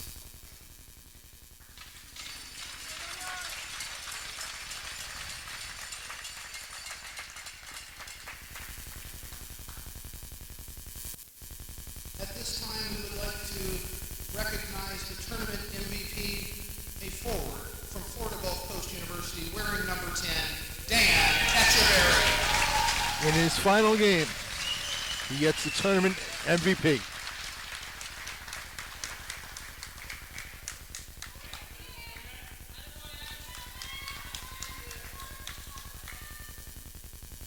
At this time, we're going to do the presentation of medals. I need the score sheet.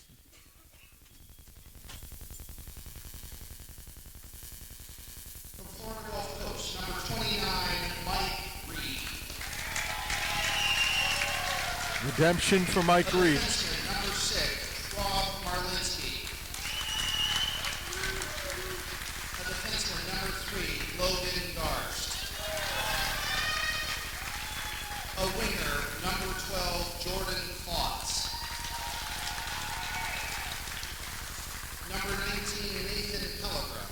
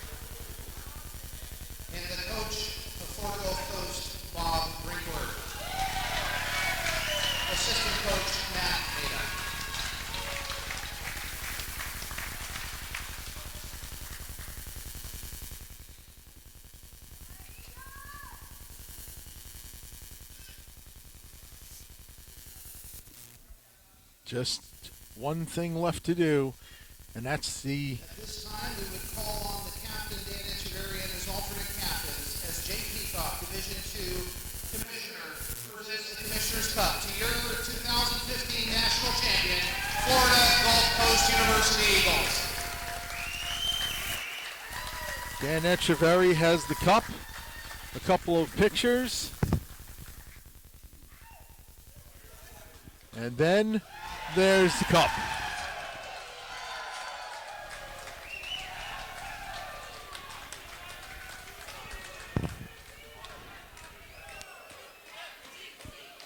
The Liberty players all huddle. They watch the cup as both teams stay on the ice, and the Liberty players will take a knee, but Florida Gulf Coast and Dan Echeverry will take the first lap with that championship trophy. Lots going on at ice level. Andrew Shapiro, Dave Kurtz down at ice level to get some interviews. We'll get them lined up in a moment. They'll be pointing it out to us. We'll just start throwing it down to them. And as it goes along, Dave Kurtz is up first with Coach Bob Brinkworth. Hey, Bob, congratulations on your second national championship. Thank you very much. Last 2 days, a goal at the end of the second period was such a big momentum change, and was very key to our last two victories. How exciting was that, being able to get that? You talked about wanting to get that 2-goal lead, and you were able to get it, and your team really responded and shut them down. Liberty really had a couple chances on the power play there late. Well, they had so much energy in that first period, and there's 3 periods in a hockey game, and they, when you get behind a goal or two in a national tournament game in the third period, you don't have the energy that you had coming here 5 days ago. All right, now there's no bones about it. Looking back in the last 2 years, you guys have lost, and Reed struggled, but today he played incredibly well. Just tell me about him and this great game that he turned in today. Sorry, I didn't hear the first part. Oh, I'm sorry. Just the last 2 years, it's been tough. You rode Reed all the way to the championship, and then he's had to be on the bench at the end because of just some struggles. But today he played very great and won the national championship. Well, he played great the whole tournament. He only gave up 1 goal the first. He had to come in as backup and none, and then 2 goals the last 3 games. Like he was very unlucky in the first year with them shooting the puck down the ice. It hits a bump and goes over his stick, and it shook him up. And he's been a terrific goaltender for us all through the season and for the last 3 years. Unfortunate though, in the 2 championship games, he did not have his best game in either one the 2 years previous to this. All right, Bob, we'll go enjoy it with your crew and your fans and everything. Congratulations. Back up to you guys. All right, we're going to throw it right to Andrew Shapiro now with Dan Echeverry. Thanks a lot, Brett. I'm down here with the tournament MVP. Dan, what does this title mean to you as a senior to win it all in your final year? Honestly, it's unreal. Better than the first time. I came in halfway through the semester the first year we won it. So, I mean, it wasn't as big as it is now, especially coming up, runner-up twice in a row, and now actually winning feels amazing. What was the mindset coming into this game, knowing what was at stake and given what has happened the last couple of years? Oh, man, I can't even talk about that. We knew we couldn't do it one more time. We know what it felt like to lose twice in a row, and I've broken down every year after that loss, and I was not doing it again this year. No way. How big of an honor is it for you to be named tournament MVP? Honestly, I was just trying to do what any captain would do, just go out there, block shots, get sticks in the lane, get the momentum going for his team. So it actually worked out for us, and we ended up winning. Congratulations, Dan. Go celebrate with your team. All right, thank you. Back up to you guys. We were going to get, before we do, someone wants the cup, and that is Mike Reed. Mike Reed's got the cup now. And that's a long waited time for him to hoist that trophy as they go line up for the championship picture over there. I'm just really impressed with Reed to go through that stuff in the last 2 championship games, to be pulled and be on the losing end of it, to get just redemption here in this championship game. He had an outstanding contest, over 26 saves, I believe is the tally for him. Just a great story for this one. In this one, 30 saves out of 31 shots here.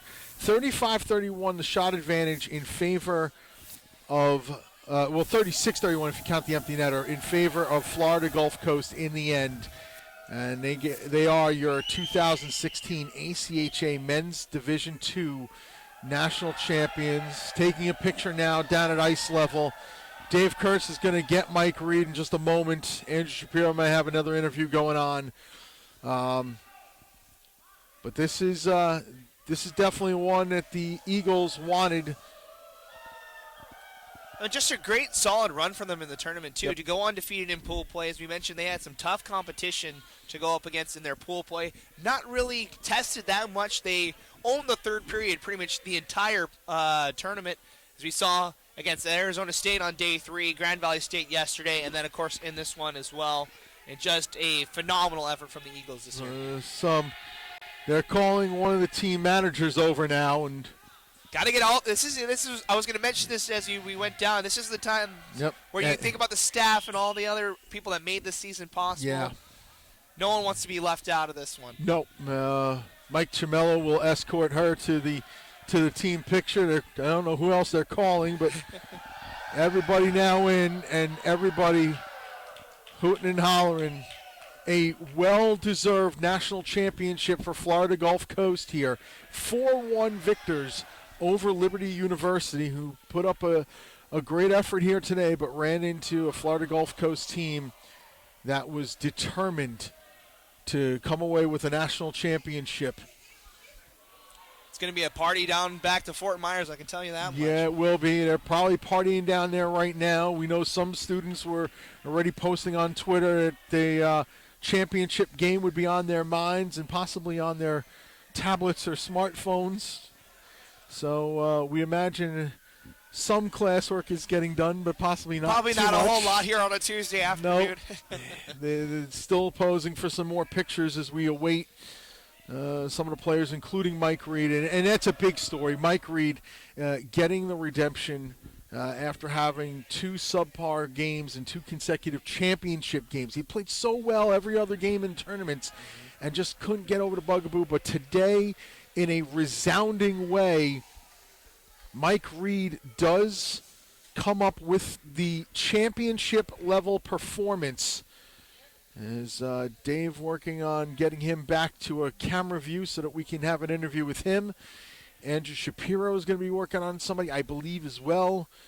This is one of the things when everybody breaks rank, and there's still some pictures going on. Well, that's the picture right there. You see Reed and Echeverry holding on to that cup. The 2 main stories of this one. Echeverry, his final game of his college career. He gets a goal at the end of it after working so hard through the 60 minutes. Andrew Shapiro's up first. Go ahead, Andrew. Thanks a lot. I'm here with Dylan Dupre, the leading scorer in the tourney. Dylan, what was your thought process coming into this game, knowing what was at stake? We've been here the last 2 years now. We lost it both years. We learned a lot from that. I'm just so proud of this team. We battled so hard. We did everything we had to do. Chipped the pucks in deep, sacrifice, block shots. It takes a lot to win a national championship, and I'm just so proud of this team. How big of a relief is it for you guys to actually come home with the trophy now? Oh, it's the best feeling in the world. After feeling that, I know exactly what Liberty's going through. They played a hell of a game. I know it's a tough feeling. I'm just happy that this year we were able to come out on top. Congratulations, Dylan. Thank you very much, man. Back up to you guys. All right, and now Dave Kurtz has Mike Reed.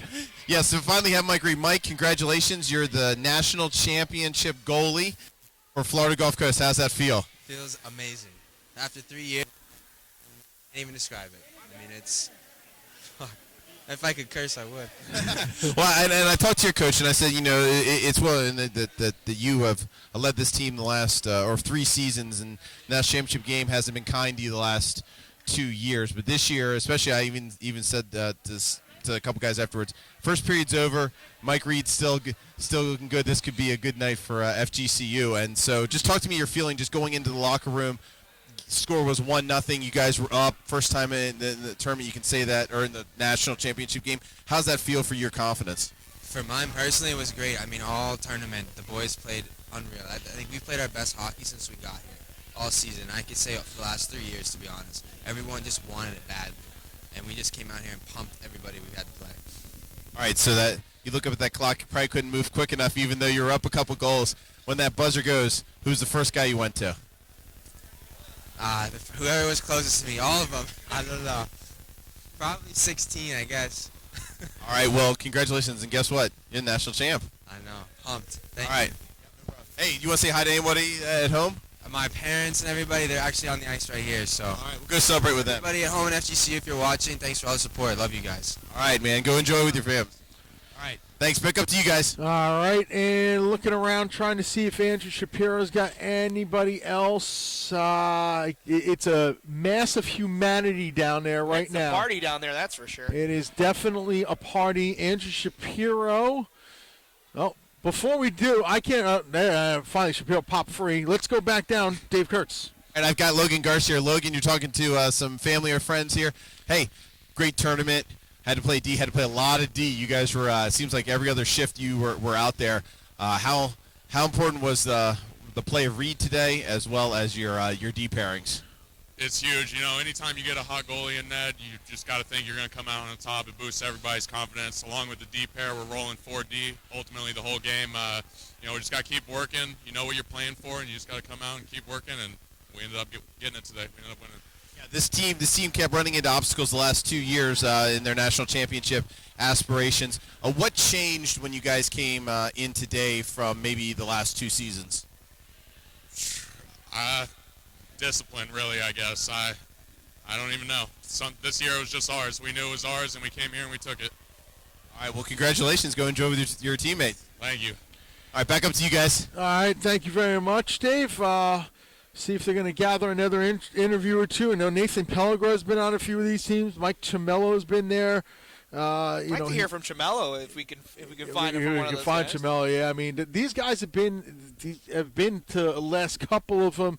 Jordan Klott's only coming on recently, but these are the guys that have been there for the last couple of runs to the title game, and now finally get rewarded with the cup, with the championship medals around their neck, and I would imagine probably getting some rings.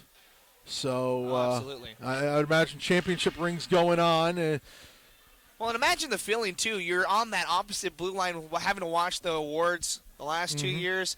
Now to be on the receiving end of it, it's just got to be a weight. Because like you mentioned, a lot of these guys have been on those blue lines in the past 2 years. Now they finally get to wear those medals, hoist that cup, and take back a trophy back to Fort Myers. Andrew Shapiro is down in that mass of humanity with Mike Ciamello. And I am, boys. Congratulations on this tournament. What are you feeling right now? Oh, it's awesome. I mean, especially for me, I know we lost the past 2 years, and to get one, it finally feels nice. Here, I mean, it just feels great. What's the preparation coming into this game, knowing you've been here the last 2 years, 4 out of the last 5, and now you're back in this spot with a chance to win it all again? I think for us today, it was just, calm our nerves, and we've obviously been here before, and we just wanted to stay positive on the bench, and we knew if that we played our game, we'd have a pretty good chance of winning. All right, thanks a lot, Mike. Go celebrate with your team. Thank you. All right, thank you very much, Andrew. Andrew's going to try to get one more interview, and then we will go ahead. I say, let's go over to Dave. He's standing at center, right? Oh, So yes. he's got another interview Go ahead, down Dave. there. Yeah, hey, I'm here with Richard Schniznik, and Rich is the general manager for Florida Gulf Coast. So I'll start off with the personal question. How's it feel to see your team win our national championship? Terrific, absolutely phenomenal. These guys have pulled together all year, came together right at the right time, and this is the result of good hard work. All right, so we'll get now to the business question. Richard also is the Southeast Regional Commissioner. You had 3 of the 4 teams that represent the Southeast in the semis, all Southeast final. Talk to me as a coordinator, just that feeling, seeing those semi pairings, and then today. It's fantastic. I mean, the rankers got it right, and the teams played hard.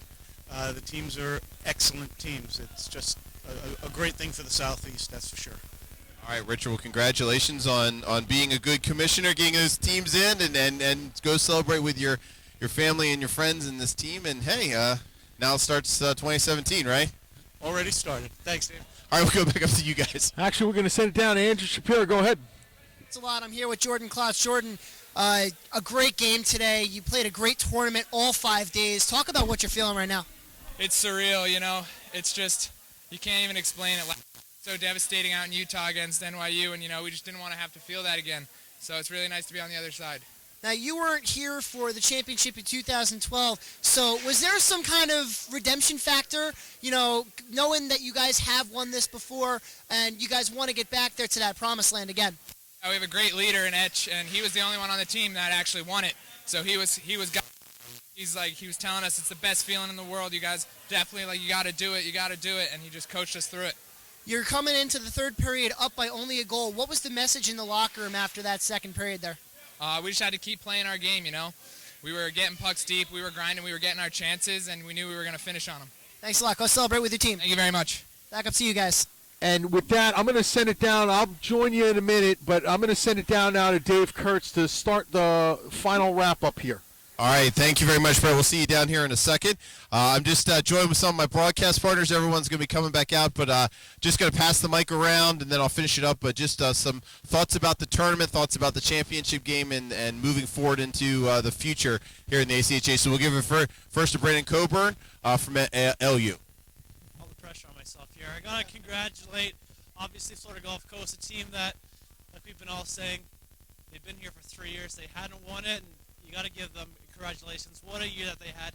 Over 250 goals in the regular season. And then for the Liberty Flames, you want to congratulate them as well. It's tough to be on the receiving end of not winning it, but at the same point, the program is making great strides, and they continue to go into the future with hopes of, you know, one day they're going to be able to win the championship. And it's good to see that the school's just sticking to their values. The guys praying it out, and that's what it's all about for them at the end. So congratulations to two good hockey teams. All right. I just want to say congratulations again to Florida Gulf Coast. It was a fantastic run for them. Not really tested a whole lot through the weekend. They had a pretty strong finish throughout the 5 days here. I want to just say how an honor it's been here to help out with these guys. The crew that we've had all weekend long has been absolutely fantastic. You guys have been absolutely awesome. Just a great weekend, and really excited about D2, the Southeast getting a championship for the first time in 5 years, and really just goes to show the parity here in Division II with over hundreds of teams here in the ACHA top or middle division, the most in Division II, and just goes to show there's a lot of good college hockey teams out here, and I'm proud of Florida Gulf Coast for their win, and proud of all the 16 teams that were here this weekend. Absolutely, I agree with everything that Matt just said. I just also want to congratulate Florida Gulf Coast. It's been a long time coming, absolutely for sure for them. Just capping up a fantastic tournament throughout this whole weekend. Just some great games that were called. Most of them actually on this very ice that we're standing on right now. Just a fantastic tournament, and once again, congratulations to the Eagles. Long time coming for them.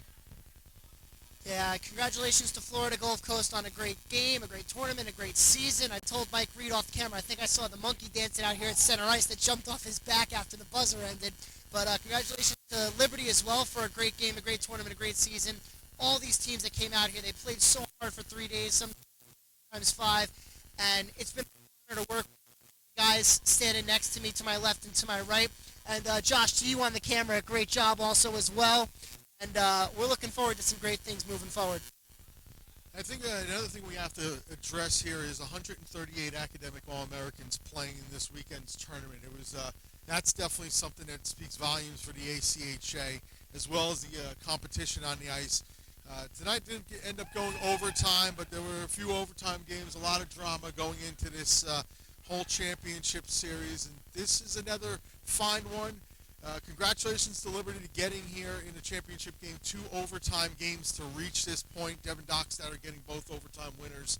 But in the end, Florida Gulf Coast, a deserving national champion. Hats off to the Eagles as they win their first championship in 5 years. I as well would like to congratulate Florida Gulf Coast in a very well-fought game. Also Liberty, through their first national championship appearance with this Division II team. And, really I'd like to congratulate Keene State, as well as ASU Maroon and Boston University, who had never been here previously. To all you guys that are broadcasters, a fantastic job, as this is my 9th or 10th. Anyway, and pleasure as always to work with David Kurtz. And we thank you guys at home, because without you guys watching, there would be no point in us doing it. A huge shout out again to Ute Vision, the guys from Utah, who have made this possible and have made this a quality performance that you can watch at home. And with that, I turn it over to David Kurtz. All right, well, I'd like to thank all 16 teams that have been here, obviously, to the champion FGCU Eagles, and just a great tournament.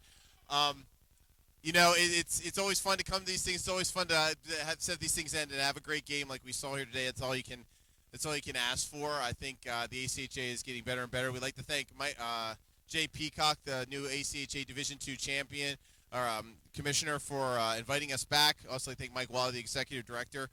for encouraging us, getting everything done. We want to give a big shout out to AJ and Josh and Matt from Utah. If you've been watching these broadcasts the last 2 years, they've been spectacular, and it's because of their guys' hard work. A lot of time and behind the scenes, coming early, checking out stuff.